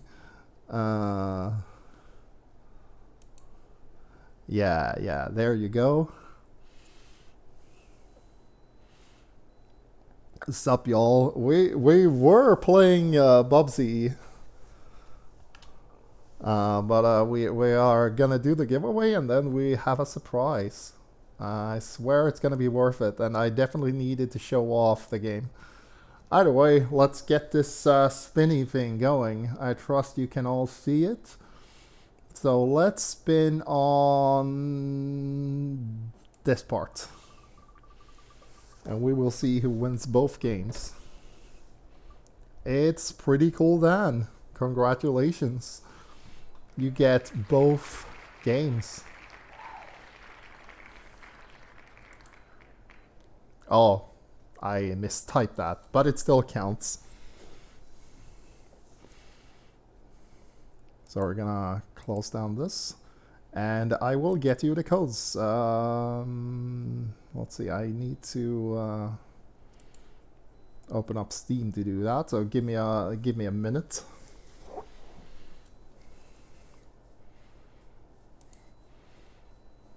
You will get the codes for the game, both games, and depending, you can do what you want with them. You can keep them for yourself, or you can give them away to somebody else. But it is both games.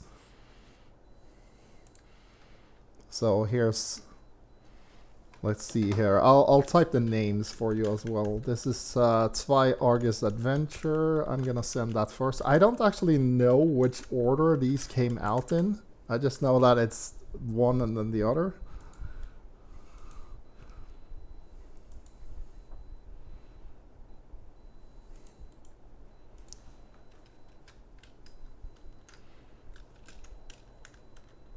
So I'm gonna send you the subtitles. Ilvard Insurrection. There you go. Now you have both games. Congratulations once again. No problem.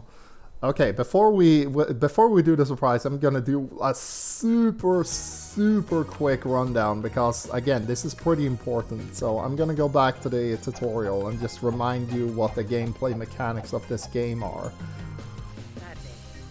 Especially for Slim, who just joined us. It'll only be a minute. We're almost there, I promise. But yeah, this is pretty important. So you remember how the game works. You can run, you can do regular jumps. You have the thing where you can fall off a ledge and jump mid-air if you haven't jumped already, like this. You also have the secondary abilities, which is this floating thing, and also this pounce. The pounce is different. Like this is not actually a double jump, it's a floating ability, but it acts like a double jump, sort of. And then you also have, like I said, this thing. Those are like the key mechanics of this game. So what we're gonna do now is I'm gonna tell you why, despite this being the best Bubsy game, you should probably not buy the game. You should probably not even look into it, like you just did. Because the reason that this game exists is also the reason why you shouldn't bother with this game at all. So what we're gonna do is we're gonna turn Bubsy off, and we're gonna play this game instead. And you will see why soon. You see that logo? That's also Black Forest Games.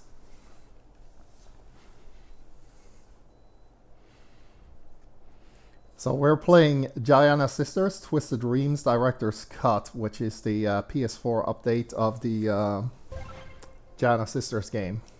And why are we playing this? I will show you why we're playing this. So we're gonna go to, let's see here, we're gonna go to I don't actually know if I have a save file, but we're gonna start the game, and you will see soon why I'm currently playing this.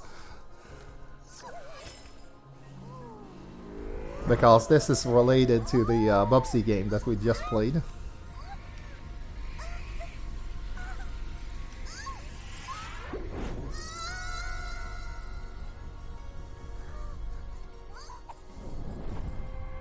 Because this is also an old school platforming game that actually came. The first Giana Sisters game came out well before even Sonic was a thing. This is a contemporary with the original Super Mario Brothers, the first game. This is the third, I believe. So we're gonna start doing the tutorial. Does the game look familiar at all? You have this jump mechanic. If you jump in the air after falling off a ledge, you have a similar jump mechanic. You collect these things.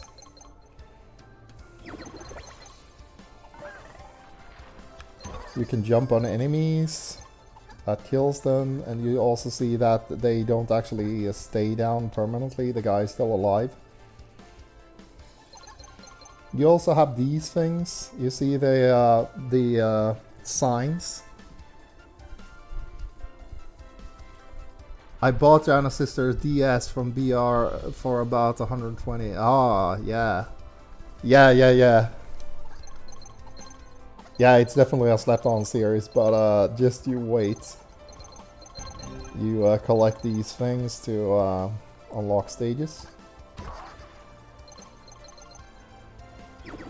We haven't even started the game yet. Not until this scene happens. I'm also gonna crank up the volume because...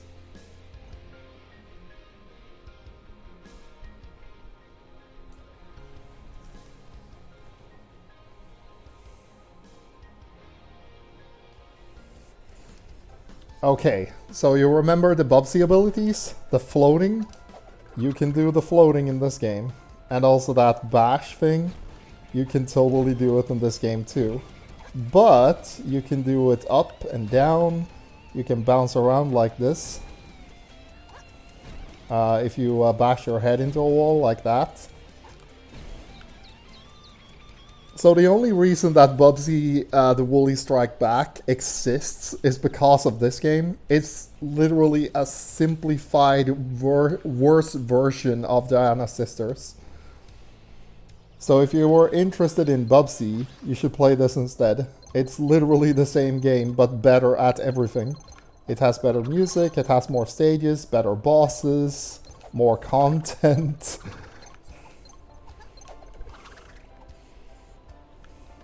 So what I actually wanted to show off was this game.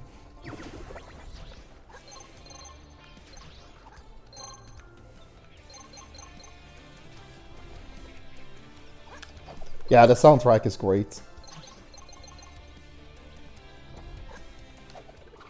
This is how they managed to get some competent platform game developers.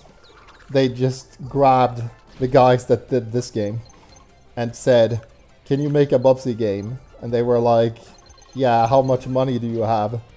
And they were like, not a lot. And they were like, are you okay with us doing a reskin for Bubsy's grand return?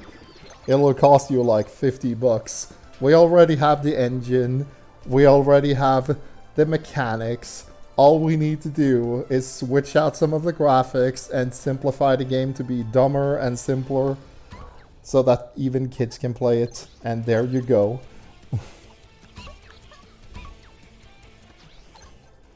So Giana Sisters actually started off as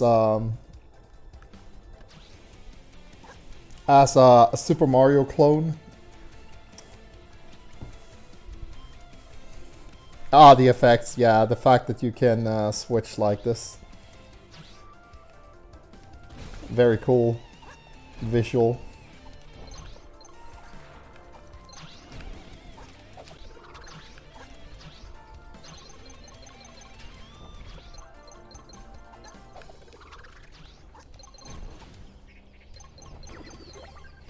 But yeah, Diana Sisters actually started off as a Mario clone.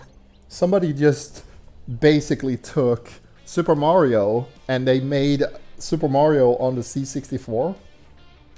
And that's where Chris Hillsbeck, the guy who makes the music, actually got started. Because the game was just a simple Super Mario clone. It's so similar to the original Super Mario, it's not even funny. It actually got the attention of Nintendo, who were like, you should probably knock that shit off. What the hell? You really think you can get away with this? But it got a cult following because the music was fucking amazing in the original Diana Sisters. So, Chris Hillsbeck became like the go-to guy for European platformers. Yeah, I was just playing some Turrican music before, actually. BG Ollie's remakes of the Turrican 1 and 2 themes. And I have played Turrican on stream, actually. So this is what the game is. You need to collect these gems to progress. And if you have enough gems, by the end, you get to fight the boss. One thing that this game has that is pretty interesting is the difficulties. So you have normal, hard, and then you can unlock score attack, time attack, which is for speedrunning. Then you have hardcore, which is you play the game with no checkpoints. You have to beat every single stage in one go. And then you have uber hardcore, which, like it says, if you die, you will start from level 1. Beat every level in hardcore to unlock. Yeah, exactly. Bubsy the Woolly Strikes Back, which I consider to be the best Bubsy game, is just a worse version of this game. And Diana Sisters Twisted Dreams is a PS360 era game. Like, I have this on the PS3. So, the best Bubsy game being a worse version of a console game that came out a generation ago is not a good look. This one has the Owler Lord expansion as well, which was a separate release at one point, but they combined them into one. The Owler Lord has some seriously messed up stages that are crazy hard. We're just gonna do Hansel and Gretel for this. So we're gonna just go through the stages. It's a hoot, you say?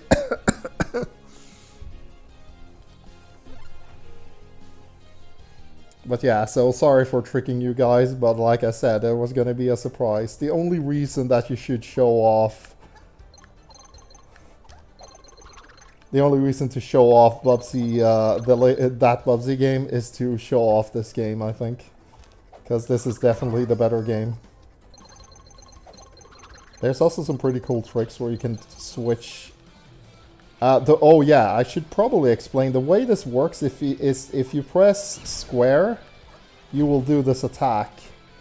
If you press triangle, you will do this attack, this spin thing. And depending on... like, you can switch instantly between the two sisters by just doing their respective special move. Also, I'm just gonna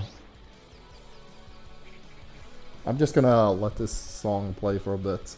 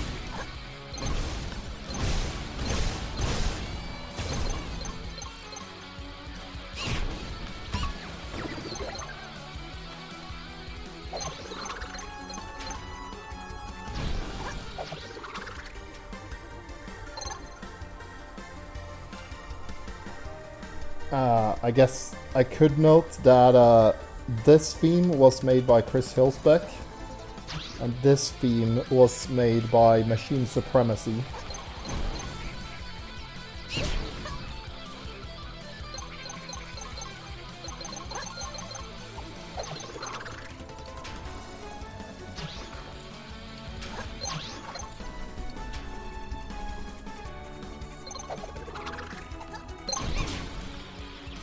Okay.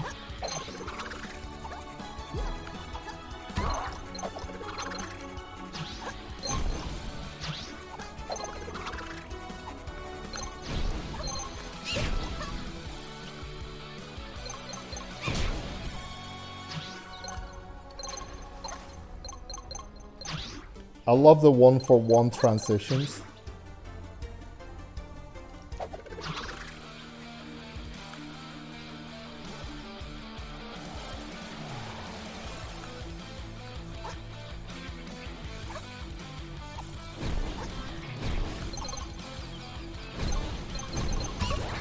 Oh, okay. There's a better way to do that. Because unlike Bubsy, you can actually keep doing this.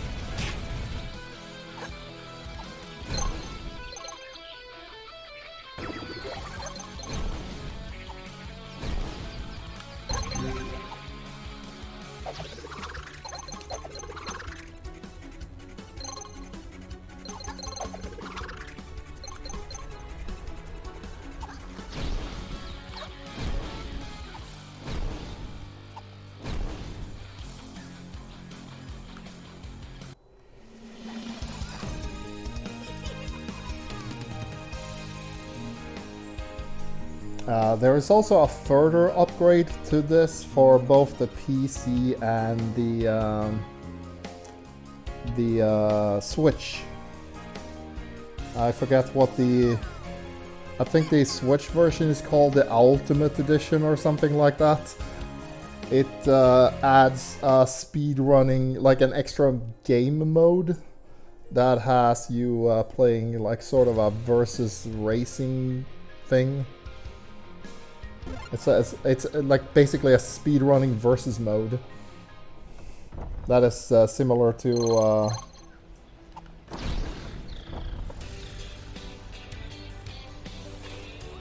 Speedrunners, the game.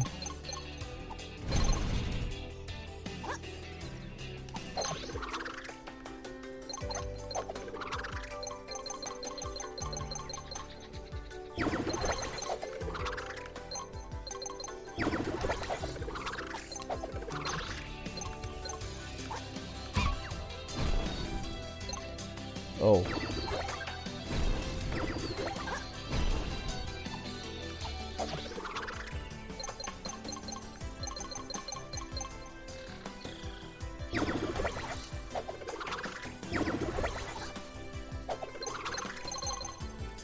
Oh, and unlike Bubsy, you can actually swim. Water doesn't automatically kill you.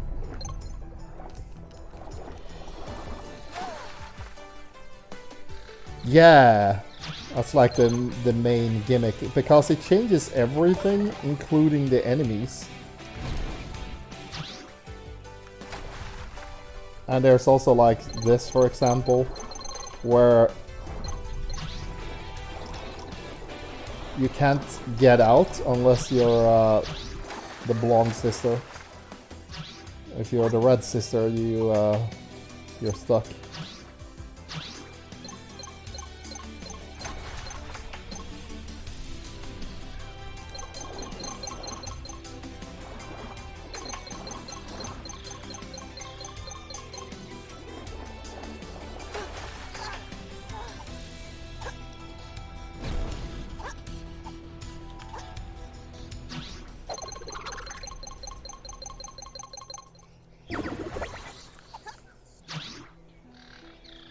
You can't go into purple water, I believe. Going to re-download Dream Runners now that you mention it, says Slim. Yeah.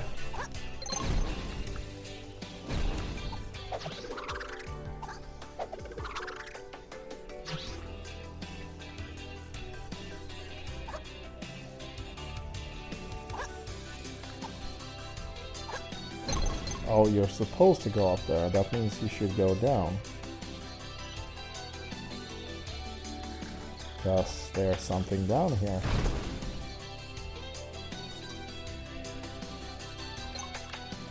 Oh, okay. Yeah, this water kills you.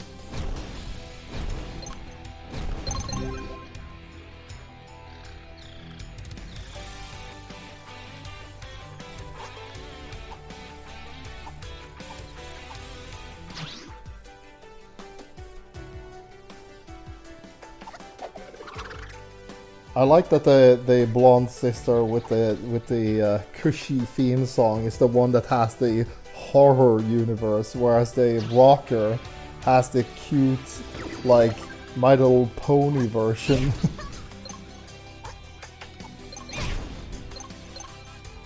That she probably doesn't like.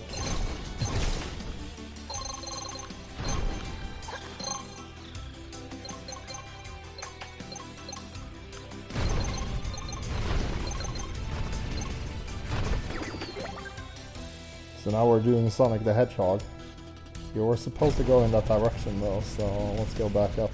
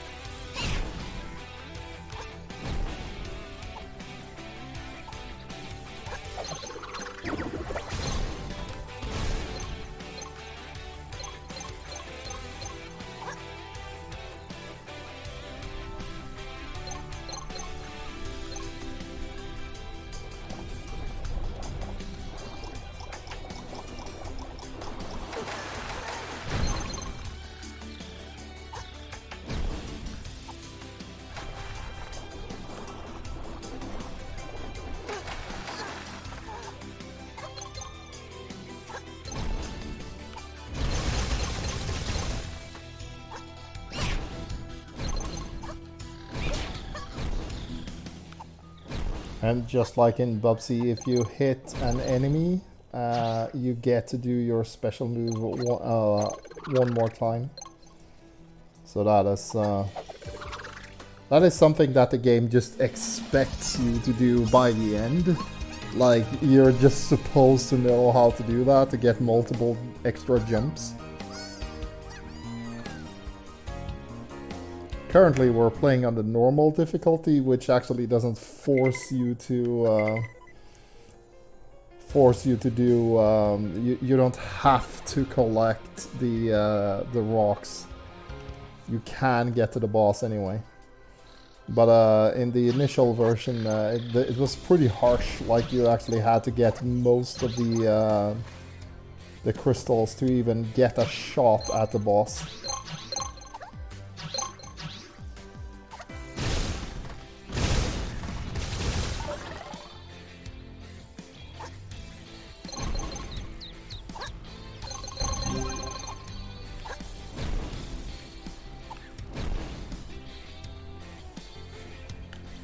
Let's see. By the way, Miss Mika, will you be seeing the Nintendo Direct tonight? No, I will not.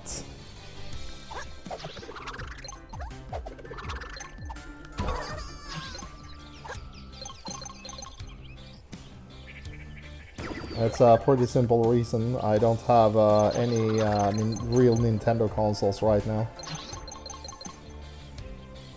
which has its own reasons. The latest Nintendo console that I own was DS. Do I hate Nintendo? No, I don't, but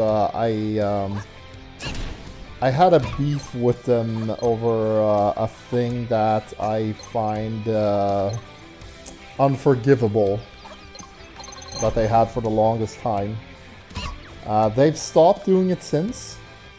I'm actually starting to lean towards Nintendo now because Sony has been doing a lot of things that I don't actually approve of. So even though I'm playing this on the PS4, I'm getting a bit fed up with Sony's BS. The reason I didn't support Nintendo initially was because I don't support anyone who insists on region locking. Like, I don't care how good they are. If they have region locks on their systems, I will not buy their stuff. Which has been the case for Nintendo for a very long time. I know they stopped doing it for the Switch, but that was only recently.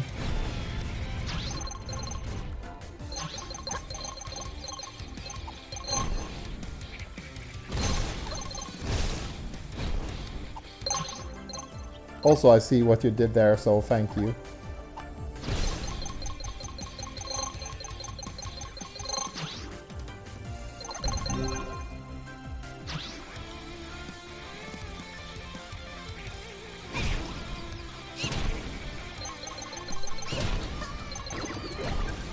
Oof.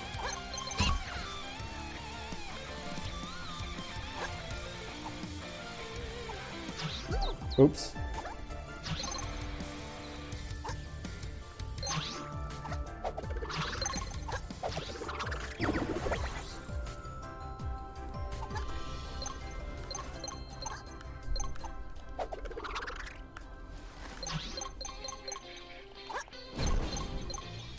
Let's see. Slim says, I inadvertently bought a few EU games on Switch, Fire Emblem Heroes and Deadly Premonition 2, so very glad regional lock is non-existent. Yeah, I do appreciate that they finally stopped that BS. I actually recently saw a whole video that talked about region locking and who did it and when. Which was pretty cool that they are... Nintendo finally decided that they're gonna take your money regardless, and that apparently applies to all branches of Nintendo, so it's not a case-by-case basis. They just decided that they were gonna do this company-wide thing where if you're willing to pay, they will take your money, so you can buy whatever you want. And I do appreciate that.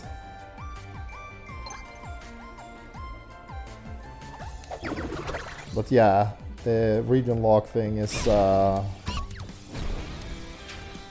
for me it was like basically unforgivable. It's like, if you do that, like, I will not buy your stuff. Doesn't matter.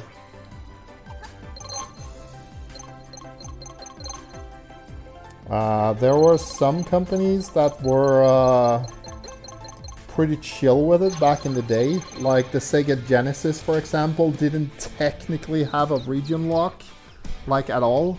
All it did was that they had some cartridges that wouldn't fit properly.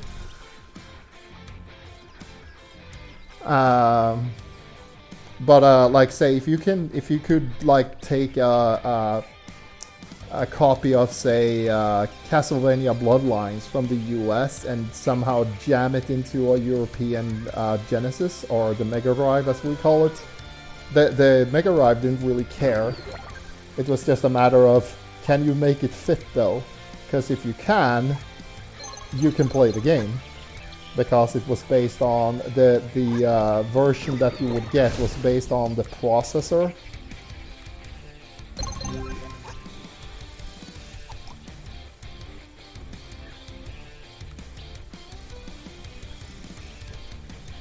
I want the launch model of the PSX was region-free, but I can't be sure. Yes, some of the early examples. I'm not sure on the PS1 either. I think it was... the Super Nintendo was like that. Definitely. The Super Nintendo also had a thing where you just needed to make the game fit, which was actually as easy as taking the lid off. Because if you did that on the early Super Nintendo consoles, you could play any game that you wanted. The only thing that stopped you was that they wouldn't fit because the cartridges had different shapes depending on the region. But that was the only thing they did. But eventually they started actually adding... they started adding these chips and stuff that would stop you. Another company that I'm a fan of is, of course, SNK, because I've talked about them extensively. SNK never had region locks on anything they did ever. Every console that they put out, the version of the game that you get is decided by which console you put the cart into. And it doesn't know the meaning of the word region lock. It's just, if you have a copy of Samurai Showdown and you put it into, say, European AES, you get the European AES version because it's the console itself that decides which version you get, not the game, which is interesting. So theoretically, every cart that they did for the Neo Geo, and this goes for the Neo Geo Pocket as well, every cart has every single version of the game on the same cart. And that is my favorite solution. I wish all companies did that. There was also the Jaguar, which is the Jaguar was maybe not the best console, but it did not have region locks either, like at all. They didn't even try.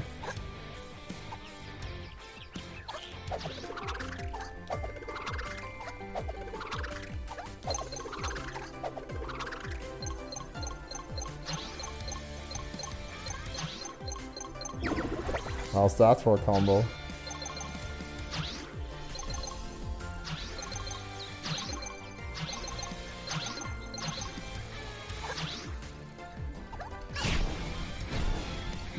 Ah, damn it.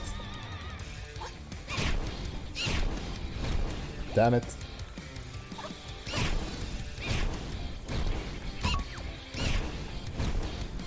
No! Man, they really sped up the respawn on those owls. I don't remember this being that easy.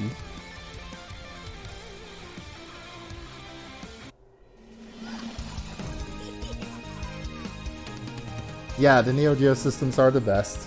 All of them are... none of them have region locks. Every single one is region free. I mean, SNK has died since, but they came back from the dead, so... Oh, wait. That's actually a story I could tell. Speaking of SNK, do you want the story of... do you want the story of how they came back from the dead? Like, what that thing was about? Because, holy shit, that is such a crazy story. And I can't find anyone who actually talks about this, but it's such a fascinating story. Okay, so SNK is a Japanese company from the 70s. Neo Geo cabinets increased Walmart property values there. Holy shit, I didn't know that, but I'm not surprised. But yeah. So SNK is a company from the 70s. They used to do arcade machines. And in the 90s, they came out, or actually late 80s, the Neo Geo AES came out the same year as the fucking Game Boy. Same year. as the Game Boy of all things. Like, that's how old the Neo Geo, the Neo Geo AES and MVS system was. Yeah, arcade rival to Capcom. So they had this thing where they invented a multi-video system, which has several slots. I do believe that they were single slot, 4 slot, and 8 slot. So you could have multiple carts in the same machine, and you could switch games, which was extremely cost efficient, considering how expensive an arcade machine used to be. So on the home market, the AES, I forget what that is, but it's the home version of the Neo Geo. It's a single slot system. That's prohibitively expensive. Like, even back in the day, when the games were new, the system itself would cost the same as, say, like, I don't know, like a PlayStation or something, like $180. But then the games would cost you like $300, $400, $500 to buy. So the home market version was super expensive, but the arcade version was actually like one of the cheapest things you could get. So they had a huge success in South Americas, Mexico especially, because they were, you bought an MVS, you could buy new games for it. Those were also less expensive than the AES versions. So that's like how they got started. And they kept this up until 2004. Technically, it's actually closer to 2003. But what happened was that they got bought up by a company called Aruze.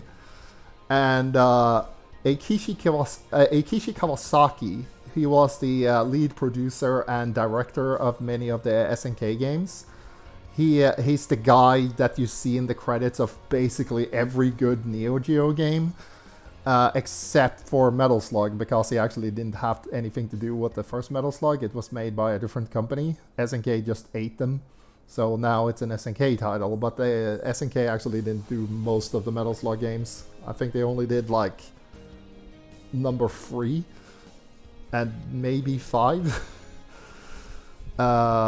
Anyway, so they got bought up by Aruze, and Eikishi Kawasaki did not like how they were being treated, because it became increasingly apparent that Aruze was just interested in grabbing their IPs and like basically running his company into the ground so they could snatch up all the copyrights and do away with him and his staff. So what he did was he intentionally ran SNK into the ground, like just plummeted the whole company. It just did all the wrong decisions so that they would just get killed as quickly as possible, and they just crashed and burned just like he had planned so that they could get away from Aruze. So the SNK company plummeted, just got absolutely destroyed, because Eikishi Kawasaki had decided the only way to save my company is to have it die. So what happened was that SNK's properties, like the trademarks and stuff, because they were somewhat separate, they had to be sold off, because Aruze desperately needed cash because he deliberately ran the company into the ground. So they were selling off the trademarks, and we're talking all of it. King of Fighters, Samurai Showdown, Last Blade, the Fatal Fury games, like Terry Bogard was there, you know, the guy who's in everything nowadays. And he had a plan, because the last thing he wanted was for Capcom to actually, you know, grab them, because Capcom were looking at this and were like, oh shit, this is one of our fiercest competitor. We could like go to this auction and just snag all of their IPs. We could put Terry Bogard in like the next Street Fighter maybe. We can revive our fighting game thing, because this was when Capcom were not making fighting games at all.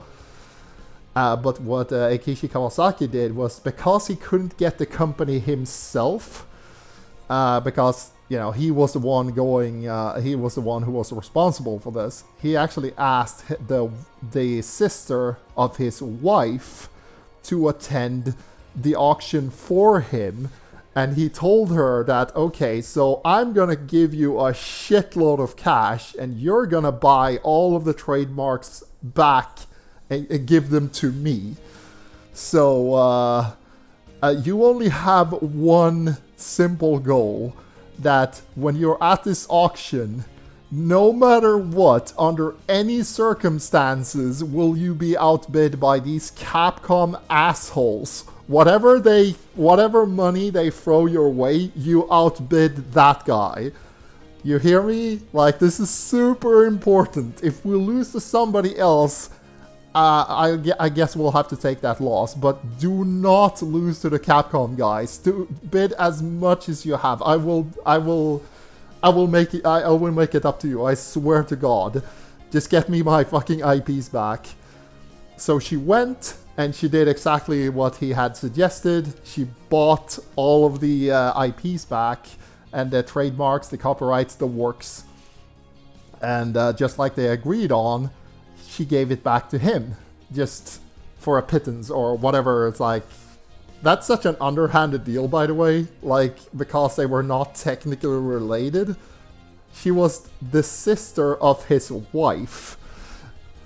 So she went to the auction, she got the IPs back, and Kishi Kawasaki immediately went back into, like, he created a company called Playmore.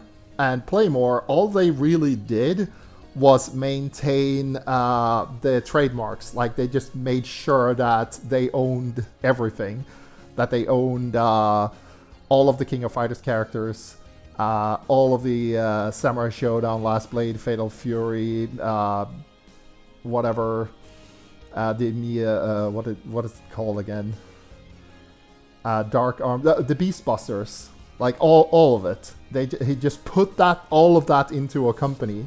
And then they started licensing off the characters and IPs. That's how King of Fighters 2003, SVC Chaos, and the Playmore days. So they made a deal with Capcom. They actually paid to use their characters for SVC Chaos because they desperately needed money to come into the company really fast. So SVC Chaos was basically a low-budget hatchet job where they just talked to their friends at Capcom and like, you know how we did the Capcom versus SNK thing a while back and it benefited both of us? We kind of need a favor. Don't mistake this for us being like friends. We're still gonna destroy you, but we will pay you money to use some of your characters so we can ride this wave. We're gonna put the game together in 5 months, yeah. So SVC Chaos used a bunch of SNK characters and a bunch of Street Fighter characters. They licensed off Metal Slug to this Korean company called Mega Corporation. Yeah, it was something like that, 5 months. I think Samurai Showdown 3 got done in 5 months, so it's like, this was not something that they couldn't do. But they had like very little time to do beta testing. They had, I think, 1 or 2 loc tests, and then they had to release the game because they desperately needed the cash. And the thing is, the plan actually worked because SVC Chaos got a lot of attention. It still gets a lot of attention. The game is broken as fuck, but it's a super fun game. I've met people who still talk about how they wish Violent Ken would come back, even though he's not a Capcom character, he's an SNK character, so he won't come back. But, you know. So that's the story of how SNK came back from the dead. They were able to do so because Eikishi Kawasaki had intentionally crashed the company. Once he had the company back on its feet, he started converting Playmore into SNK proper. That transformation is now complete. You won't see the Playmore logo anywhere because that was the plan all along.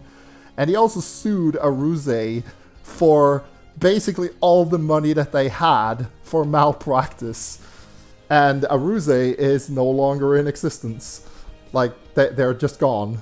Because SNK just absolutely annihilated them.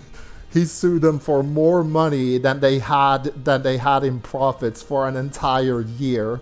And somehow, apparently he won because that lawsuit just destroyed them. So yeah, there we go.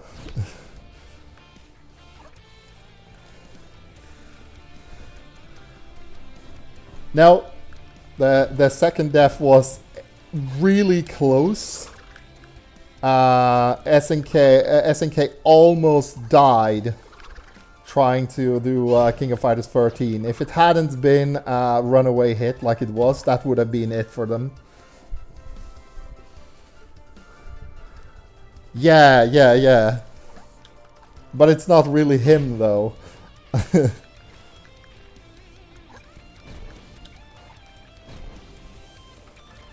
Capcom did something to like make that happen anyway, because they leaned on the fact that, oh shit, they leaned on the fact that there is an evil version of Ken who is in the animated movie. So they kind of like claimed, like, yeah, this is the version of him that's actually in the game, not the one that you have, so we don't have to pay you anything. We have to only pay ourselves for the character we created in this animated movie, which came out way before this even happened. Ha ha ha. Because, okay, I see what the problem is.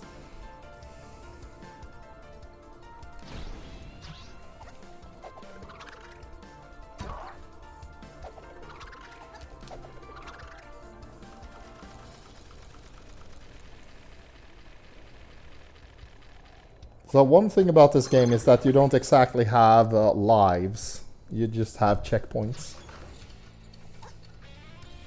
So you can try a stage as many times as you want. You don't actually have to collect lives. You can get the shields, like the black shirts in Bubsy, but you don't have to worry about lives. You have as many lives as you think you need to beat the game.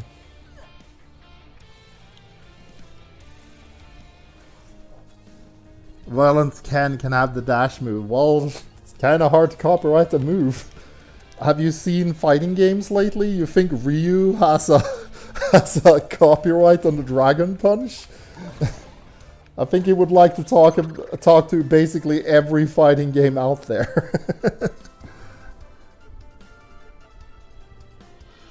The Walmart property value thing was only true in my heart, not a setback. Now I'll in my head canon, it is a true fact.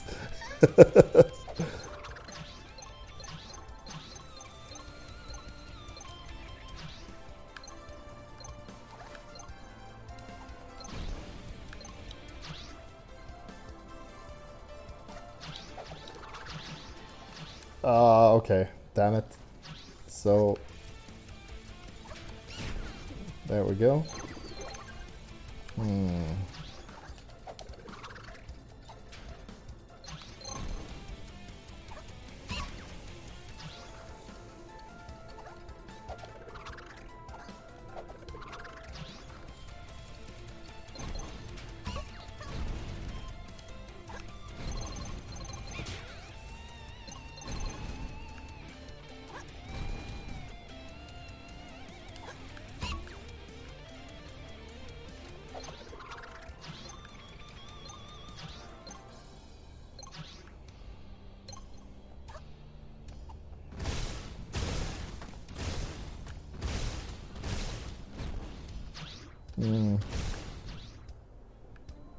What?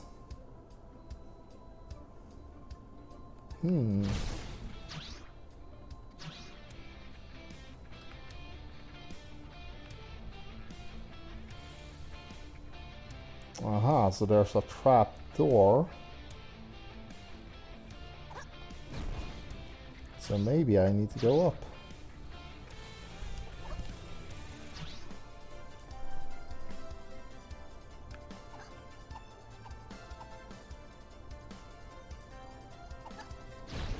Ha ha ha!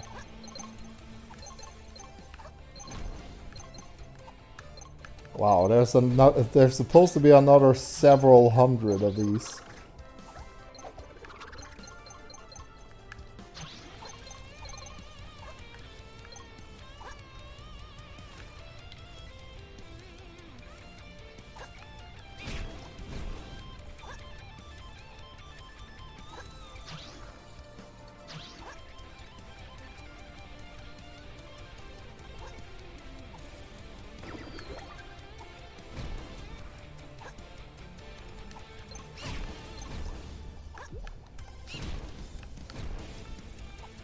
Oh yeah, the reason that there are so many owls in this is because what the Giana Sisters game on the Commodore 64 replaced the Goombas with was owls. They kind of look like Goombas, but yeah, that's the reason.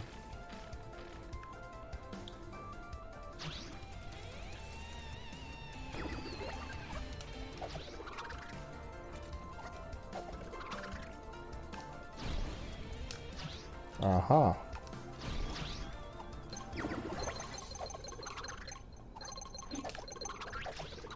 Huh.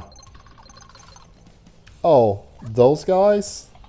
Those are the same enemies as the ones from the space stages in Bubsy. Damn it. I also realized I should have probably changed the game to be Diana Sisters. Let me see if I can figure out how to do that real quick.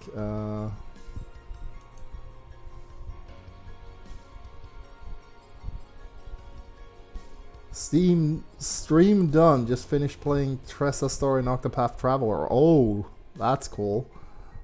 Also, hello, Defying Zero. We are currently in the surprise section. I should probably change the title because we are no longer playing Bubsy, the Woolly Strike Back. We're playing the superior version, which is this game. Giana Sisters Twisted Dreams, which is Bubsy the Woolly Strike Back, but better at everything. It's longer, has more bosses, more stages, better mechanics, better graphics, better music. That's the reason why Bubsy the Woolly Strike Back is the best game in the series, is because it's a carbon copy of this game. Made by the same developer using the same engine.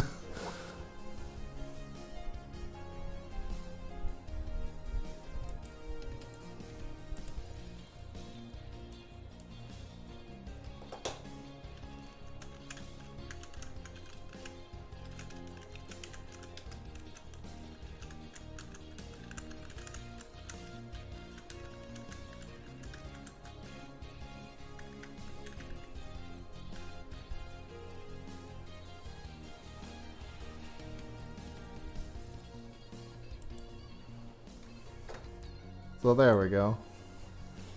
I fixed. I think you're also supposed to be able to change it in the stream itself somehow. I keep forgetting how you actually do that.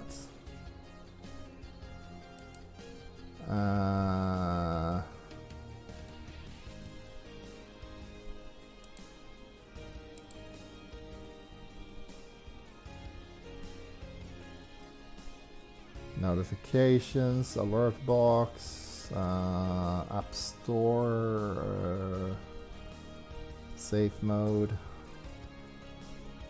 event filtering options, sources, themes. Ah, yes, there we go.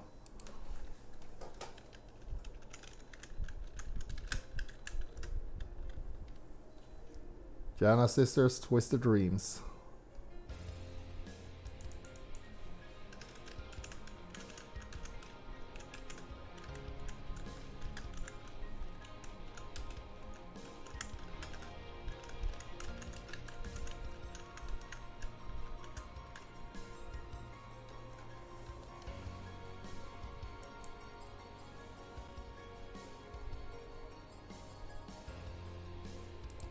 Okay, it should be fixed. We can continue the game.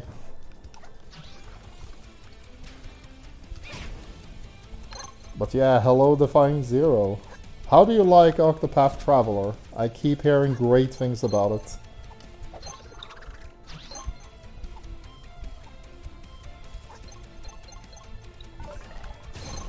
It seems to be sort of like a better Saga game.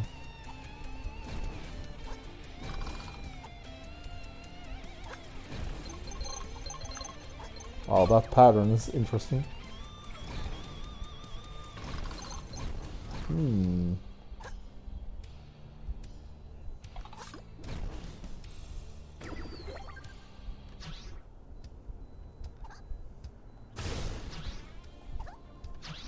Wow, even the chandelier changes.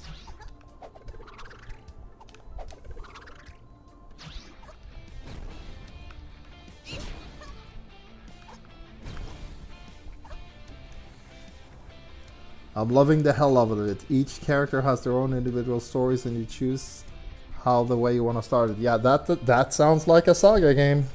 That sounds an awful lot like the Saga games. It's their MO is that you have a bunch of characters with different stories that you choose the order of.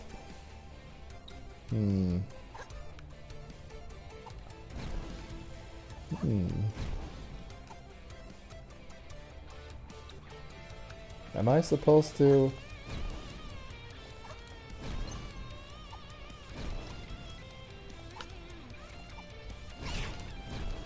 Ah, damn it.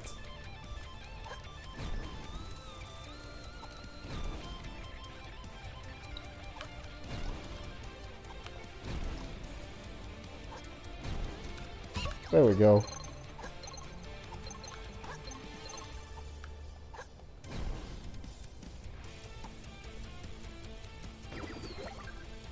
Are you playing it on PC or console or... okay. Whoa.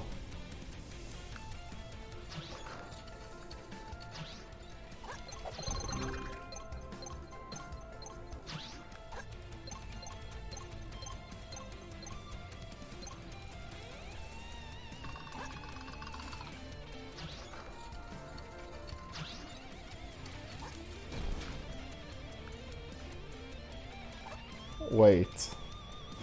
Where the hell do I go now? Oof.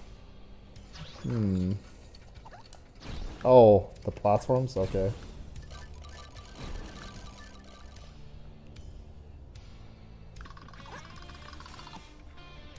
Ah, you go down.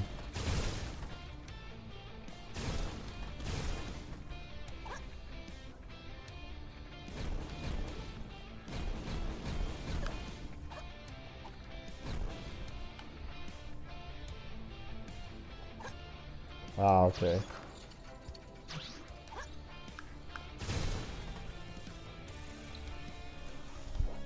The cool stuff is that you can have these characters on a team by going off from each other and they will help each other out. The graphics is beautiful and words so lively. Yeah, sounds like the Saga games.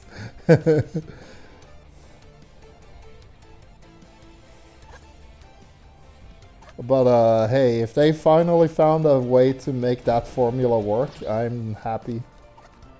Oh, okay, I see.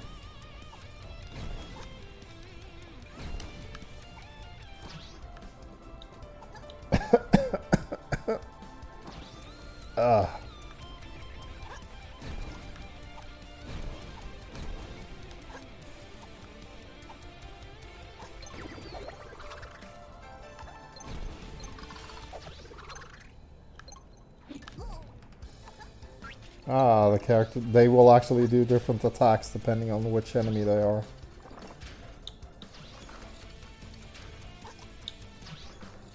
Oh, scary.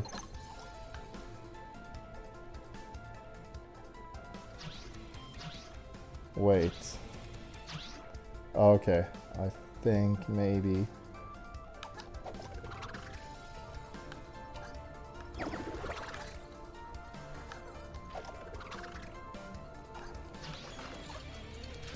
Oh, that is some bullshit.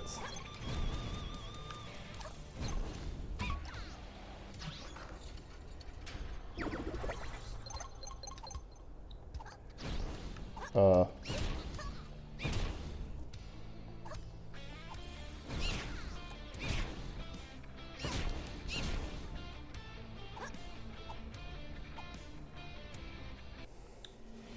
Okay, is that it? Are we going to the boss? 3 deaths. Apparently that's a pretty decent grade. Huh.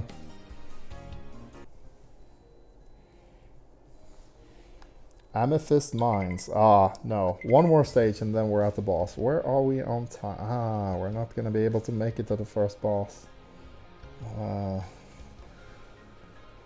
The combat is traditional. Let's see. Defying Zero's S. The combat is traditional. I like base traditional. I heard people say if I liked Bravely Default and I love OT. Well, I love OT. It isn't like Bravely, and the combat is a traditional JRPG combat with a boost mechanic. Yeah, I also keep hearing it being compared to Bravely Default.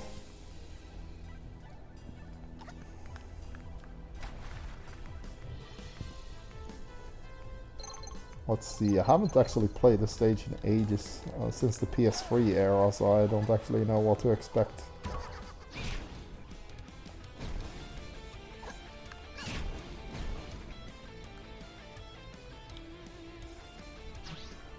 Oh, what is this? What is this? Okay.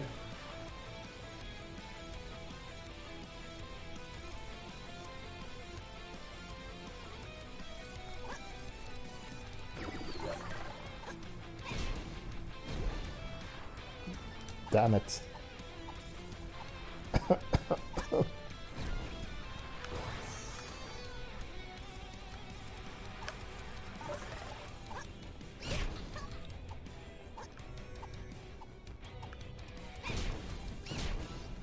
Yeah, this game doesn't care how many lives you spend. It does count how many lives how many lives you had to spend to beat a stage, but it doesn't penalize you much. Oh shit. It will let you get away with how many lives you need, but it does keep track. Let's see here, which is weird because there isn't a class mechanic outside of characters with their own unique traits. I mean, it depends on, I guess, like what part of the game you wanna compare and say is similar.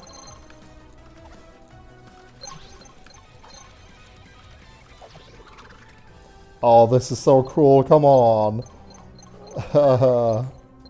Okay, okay. Switch.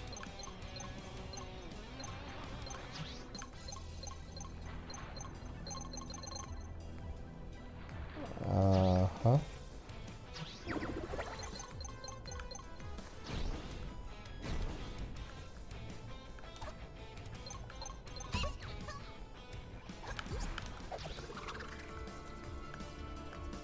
Uh-huh.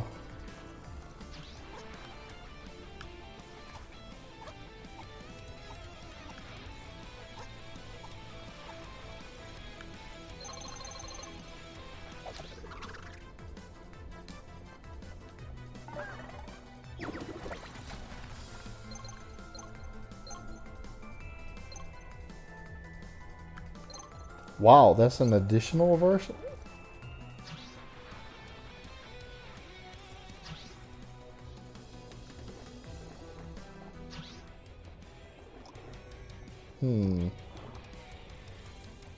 Wow, what the hell is this? Okay. Spikes everywhere. Ah! Ah!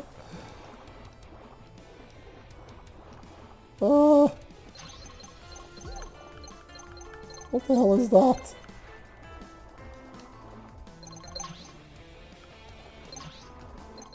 This is just pure evil. What the hell?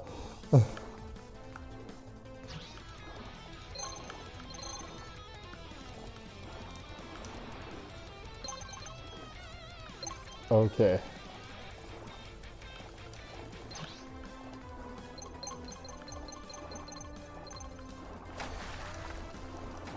Whew.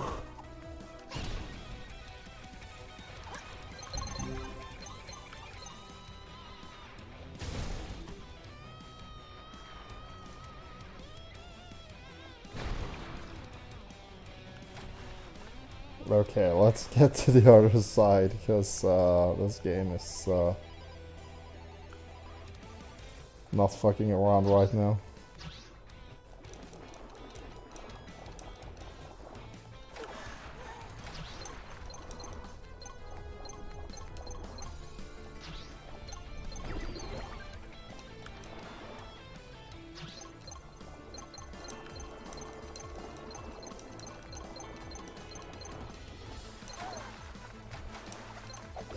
Oh!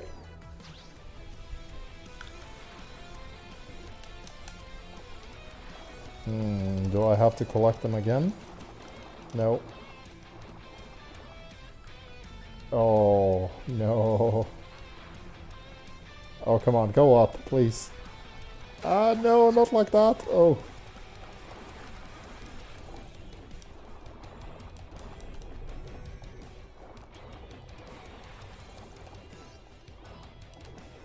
Wait, I'm supposed to... Oh.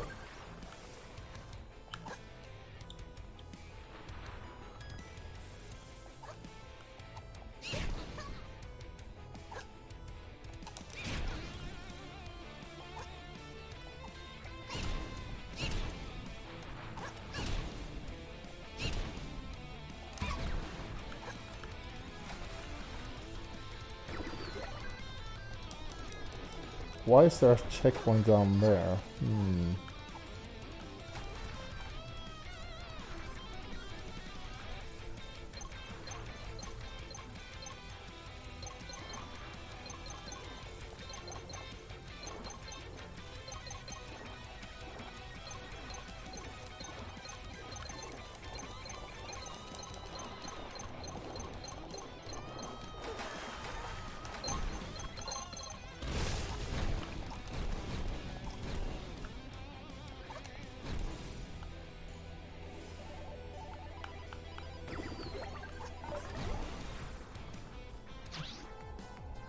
I immediately lost the shield.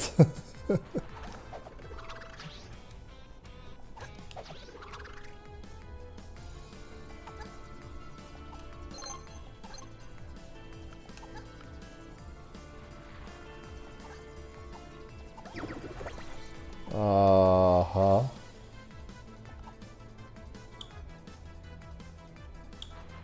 Uh-huh.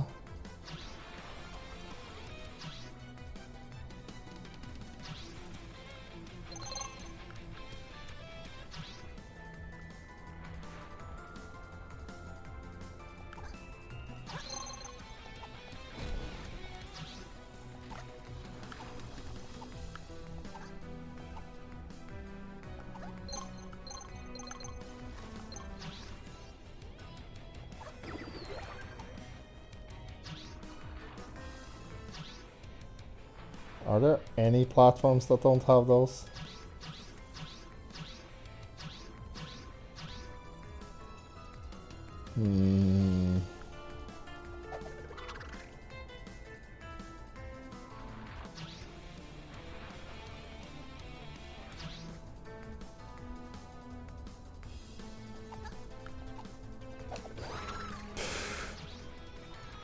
So all they do is carry obstacles that kill you. Noted.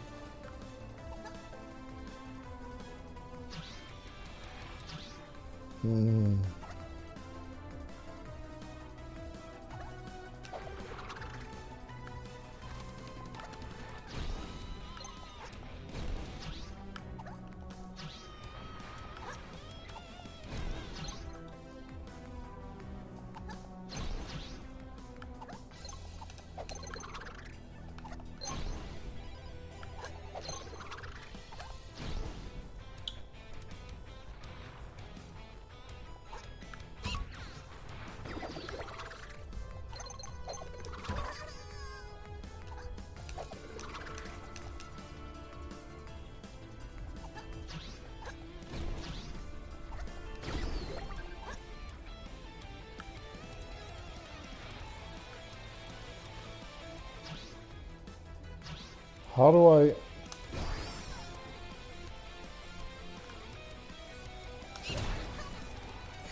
Okay, No. Ah, okay. Okay, I see, I see.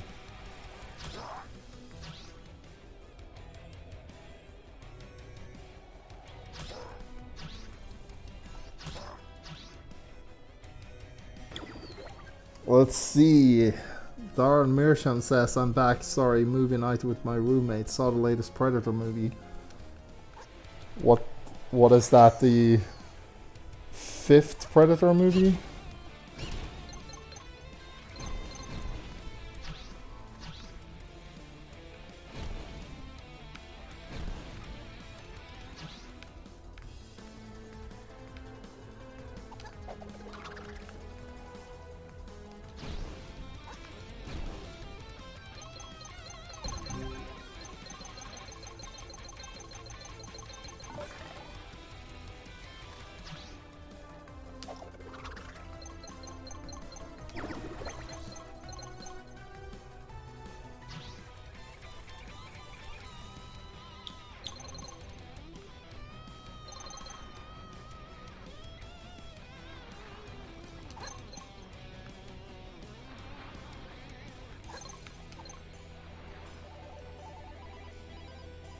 Oh my god.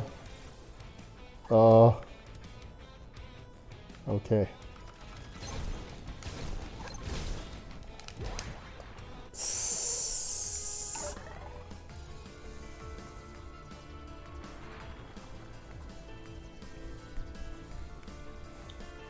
Yeah. Was it any good? Because if it's the one I think it is, it's supposed to be trash.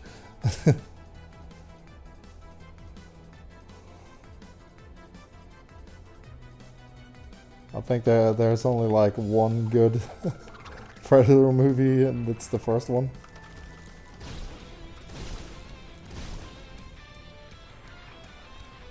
Oh my god, this train ride to hell. Okay. All of this and no checkpoints. Thank you, game. Oh, there's one. Ooh. Oh my god, why?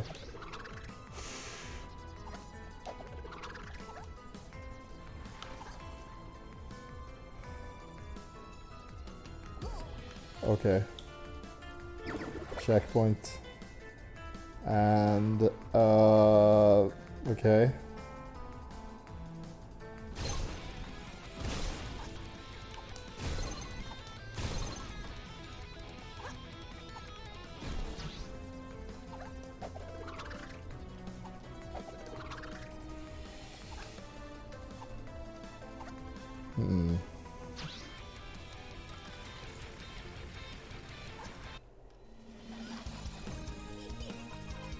Okay, we got a lot of crystals actually. Many deaths though. Okay, sure, we'll do the boss as well. I don't actually remember how this boss fight goes.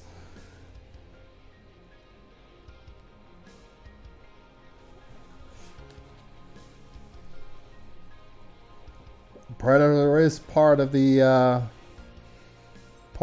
what would you even call that, sort of holy trinity alongside Aliens and Terminator, like the really cool movie monsters that everybody knows, that like half of all games in the action genre. Ouroboros bicephalus. But yeah, okay. Oh, we have several shields. Oh shit.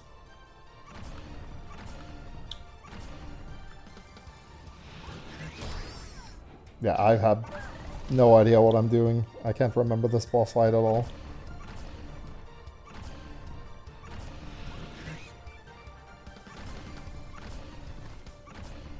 Okay.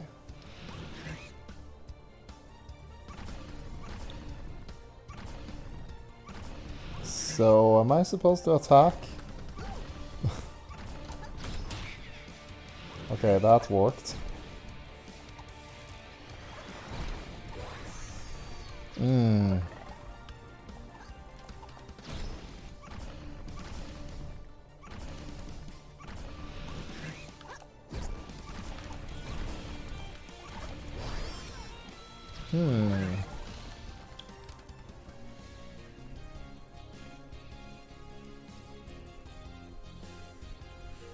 Love that you're playing this and it's not yet October.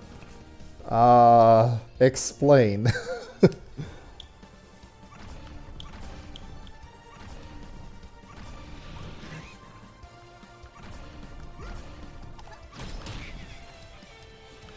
Okay, so that was the red one.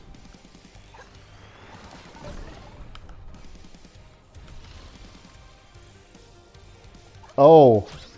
Oh, okay, it's the spike. Okay, I see, I see. So we need to get 3 hits in with the spike thing here, okay. Can you just leave it out?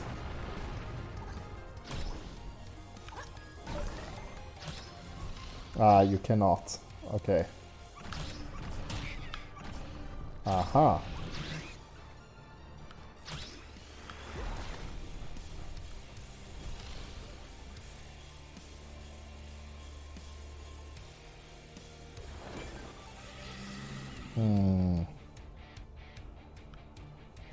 I like that it has this tiny hat.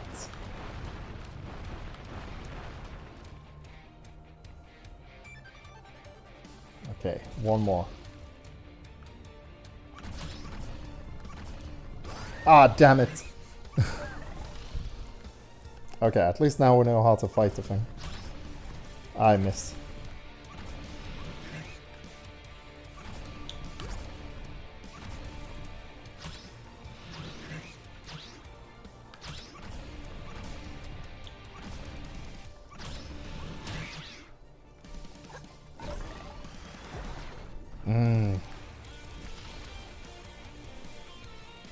I need better pattern recognition. So it always comes straight ahead at the first.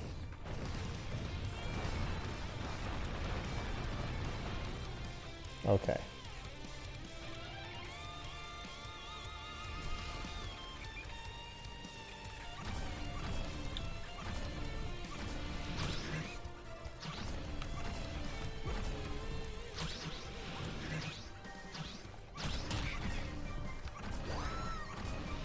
Wow, this is sketchy. Oh, okay, you can't make it there. Damn it. Okay, take this.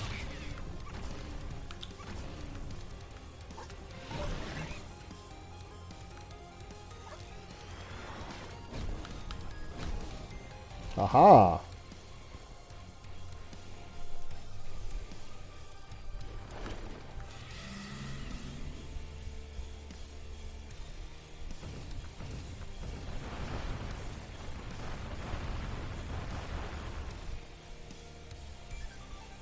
Okay.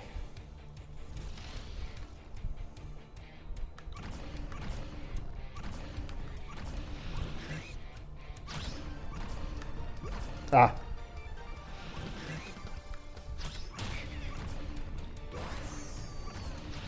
Man, I'm looking at the platform. I keep forgetting to dodge.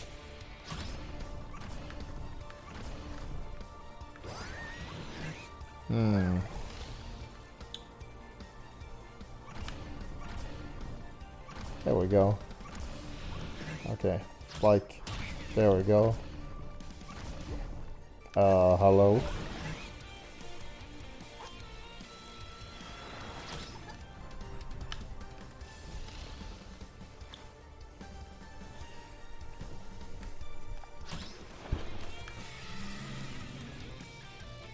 But yeah, Defying Zero, please explain. What does this have to do with October?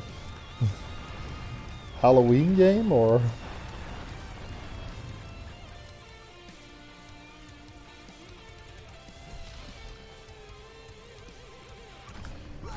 Ah.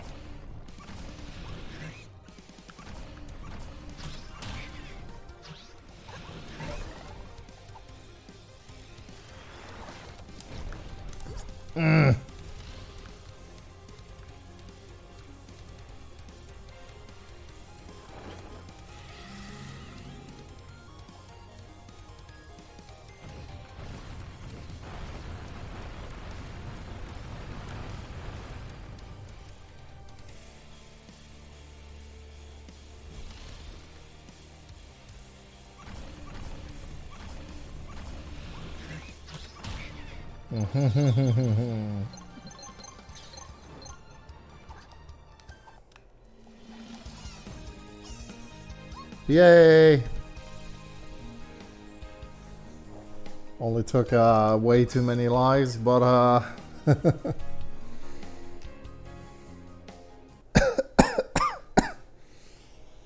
okay, so R1 does nothing. Oh, okay. So then we have the next world called Octor Freud, not Dr. Freud, the Octor Freud.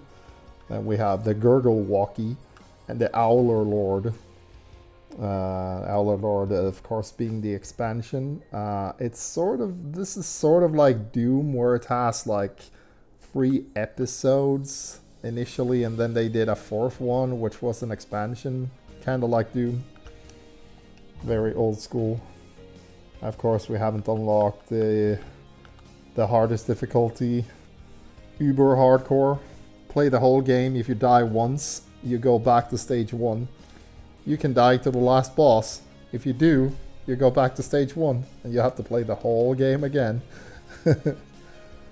How's that for a rage game? But yeah, this pretty much concludes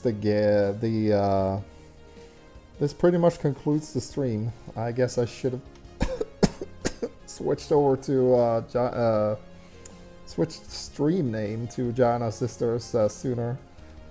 We've been playing this for like an hour. We started out with Bubsy, which is of course this game, but not as good. Gianna Sisters is definitely a sleeper hit that is highly underrated. It's usually found for super cheap. Maybe I'll do a giveaway of this game because it is quite good. It is made by competent people. So yeah. Let's see here. I wanna do one thing before we go, because I'm gonna need to. Next week we're gonna have another special of another underrated game. Let's see here if I can get.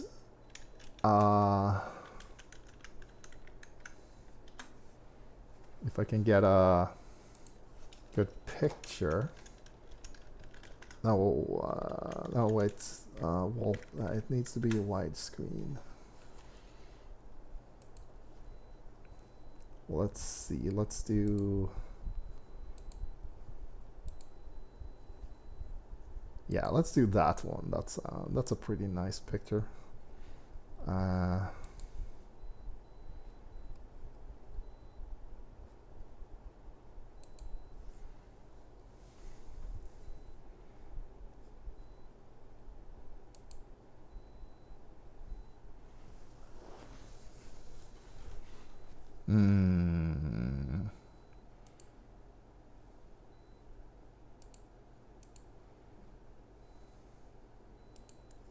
Okay, I guess we'll do this one then.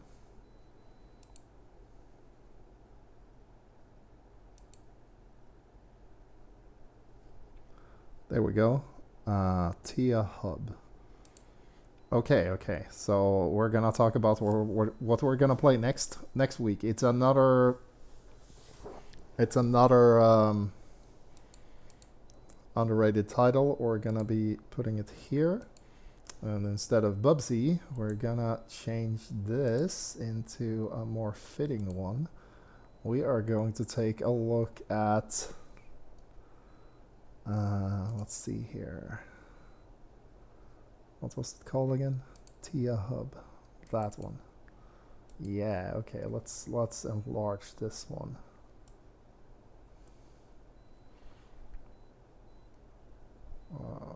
Like that, I guess. Let's move the title like something like this. Yeah, okay, that works. Let's use this picture for the next one. Okay, so next stream, that is next week on Thursday on the same channel at 8 p.m. EST. No, wait. 8 p.m. CET, 2 p.m. Eastern. We're gonna be looking at the King's Bounty series. And I don't know if anyone is familiar with King's Bounty. Please tell me if you've heard of the franchise. It's been around for a really, really long time. Oh yeah, you heard of King's Bounty. Oh, you played Crossworlds? Ah, cool. Did you know that there's a new King's Bounty out that came out like a couple of weeks ago? King's Bounty 2? Ah, very cool. Because we'll be looking at Dark Side and also that game. Do you know what King's Bounty, the series, is actually responsible for? It's heavily tied to another franchise that people might have heard of. Just maybe. Just maybe. There's like this PC games. Yeah, it's Heroes of Might and Magic 3. Well, actually, the entire Heroes of Might and Magic franchise is... the first Heroes of Might and Magic was actually a sequel to King's Bounty, but they went their separate ways. Heroes of Might and Magic, I wouldn't say it's not exactly around anymore because Ubisoft bought the company that made it, and they have been butchering Might and Magic ever since. But somebody else got their hands on King's Bounty, which is essentially the same thing. But yeah, King's Bounty has actually been around for longer than Heroes of Might and Magic. Like way longer. The first King's Bounty was ported to the Genesis, and that's actually my favorite version of the game. Yeah, Heroes of Might and Magic was awesome, but man, Ubisoft... they just keep messing up the Might and Magic games. Have you played Heroes of Might and Magic 7? Have you seen the cutscenes in that game? It's embarrassing. And then they did Clash of Heroes, which is basically a kids game. They made Might and Magic 10 Legacy, which was okay, actually. Pretty interesting that they would bring back the main series, because the main series is I like that one. I always preferred King's Bounty over the original Heroes of Might and Magic games, because King's Bounty has this thing where you move around the map in real time. It's not turn-based. Well, the first one was, but not every game since, including the port of the first King's Bounty game on the Genesis, you actually move around in real time. I don't like going outside of the castle too far because they always get creatures. I mean, that's the gameplay in a nutshell. But yeah. So King's Bounty is somehow still alive, and Heroes of Might and Magic is unfortunately New World Computing, the ones that made all of the Might and Magic games. They are super dead, super dead.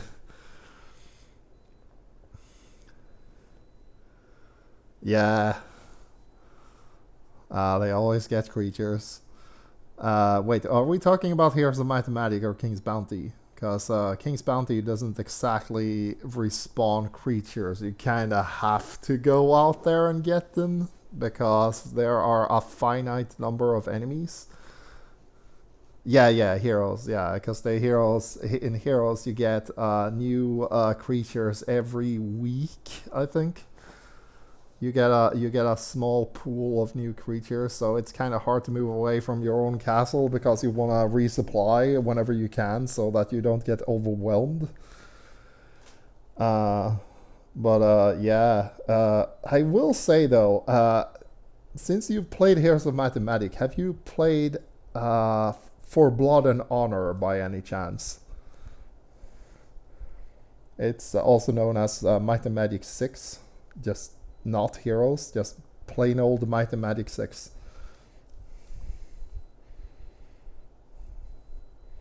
Because that is probably my favorite game in the whole franchise. Or it is my favorite game in the whole franchise. Okay, so Might and Magic 6 is an RPG sort of dungeon crawler. It's in first person. You bring a party and you go around doing... yeah, okay. So you go around doing quests like sort of like... It's a little bit like Skyrim or, you know, games like that. But... every enemy that you can encounter is an enemy that or is a unit from Heroes of Might and Magic 3. So For Blood and Honor actually takes place in the same universe. Oh yeah. It's 7. My bad. 6 is Mandate from Heaven. I'm sorry. There are like 9 games in the series, but For Blood and Honor is the one I'm talking about. It actually takes place in the same universe as Heroes of Might and Magic 3. It has the same enemies. They have the same abilities that you would expect. You played X. X is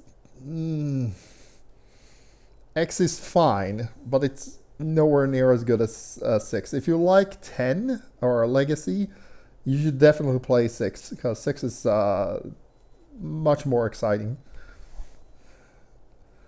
Yeah. X is like it does a couple of things really, really well. Like the combat system, like the graphics are actually really nice.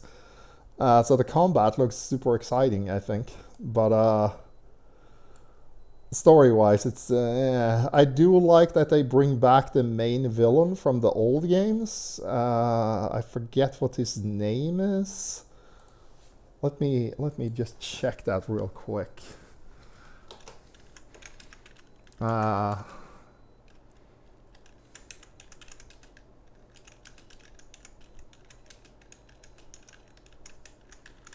Because they did bring back like the first major antagonist.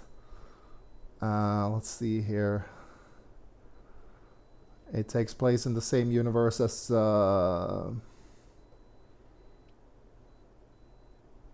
yeah, it takes place after 6.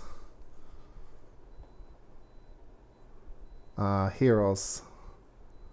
Let's see here. What is the name of the villain again?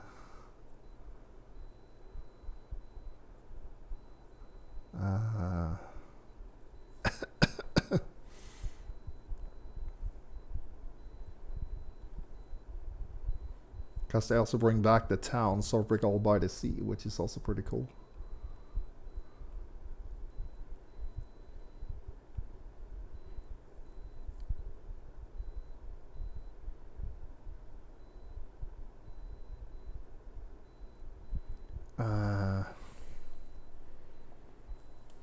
Damn, I can't for the life of me remember his name, because I could show you a picture of him. Either way, it's not super important. I'll find out until by the time we get to King's Bounty, because I also want to talk about Might and Magic, because goddamn. Do you also know what the universe in Heroes of Might and Magic 3, like how that actually, like what that, how do you even explain that? Because For Blood and Honor gives you a little insight about what kind of universe you're actually in, like why you're in a fantasy setting, why dragons exist and stuff like that, because there are also laser cannons. The explanation is pretty far out. Because they do tell you that the whole Might and Magic universe, you actually find this out in the end of many of the games, but the whole Might and Magic universe actually exists pretty much in a petri dish on a spaceship that an alien built to experiment on like creating life. So the reason that there are like laser pistols and robots and shit is because you're actually inside of a sci-fi universe. It's just that because the whole world that you're in exists in an alien spaceship's petri dish that he did as a fun experiment. That's the universe you're in. It's pretty crazy.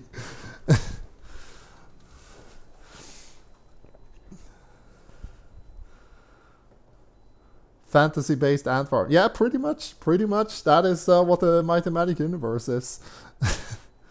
You're in a spaceship ant farm that some alien guy built for fun, just to see like, can I create life? And if I do, what does that life look like? Let's observe. And he just looks in his microscope and he sees the things happen in this crazy fantasy universe with dragons and elves and orcs and shit. Ubisoft did away with all of that. They did a whole new creation story, which is actually pretty cool. Like, they actually tried pretty hard to come up with something cool. Heroes of Might and Magic 5 is actually pretty good. I think it's the outside of Heroes of Might and Magic 3. 5 is like the other good one. And it actually has a very interesting creation mythos that actually ties it into, like, it actually is a proper fantasy setting. But that was actually common back in the day. You also have the Ultima games. The Ultima series spawned the first MMO. And Ultima takes place in basically the Star Wars universe and also the Wing Commander universe. But it's also a fantasy setting, which is kind of messed up. Like, they have the Kilrathi out there in spaceships. But your universe is basically Lord of the Rings, but you can get invaded by fucking lion space monsters. Because that was a thing that they did back in the day. So, yeah. Either way, we will be playing some King's Bounty next week. So we'll take a look at the new sequel, and I also show off a little bit of the old game, because I actually don't know what the new one is like. I like to think that's how the first Phantasy Star game was inspired. Yeah, I think that's probably it. Because that was all the rage in like the 80s, where you had like sci-fi and fantasy mixed together, and a lot of the games, like Ultima especially, inspired like basically the whole genre. There is also the Wizardry games. I'm not sure if you're familiar with those, because if we're talking Wizardry, the Wizardry franchise is so fucking old. It's like this predates pretty much everything you can think of, unless you played some of the old pen and paper RPG games that that board university students programmed for their own amusement. The Wizardry series is basically the blueprint for every RPG that you've ever played. And that became a huge hit in Japan because they had a terrible translation that they thought were super funny. So even though Surtech is long gone, they haven't made a game since the 90s. The Wizardry franchise is actually still alive and well in Japan because they refuse to let that franchise die. Wizardry was actually made by Americans, but now it's owned by a Japanese company.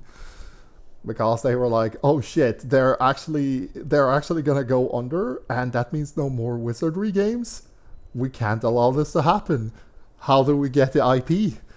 So they bought the IP, and they've been pumping out Wizardry games ever since, and there's a lot of them. But half of them are made by Japanese developers, and the other half is made by a US developer that was based in Texas, of all places. So yeah, there you go. The RPG genre has really strange roots. But that's it for today. Thank you so much for tuning in to this sort of fake out stream where we're gonna play Bubsy, but we ended up playing Giant Sisters instead because, man, There are some European games that don't get the love and attention that I feel they deserve, especially when Chris Hillsback is involved. But this is all we have for now, so you guys take care, because I'm gonna have to hurry and do other things. Once again, congratulations to Pretty Dan for winning the bundle of the Zwei games. Later.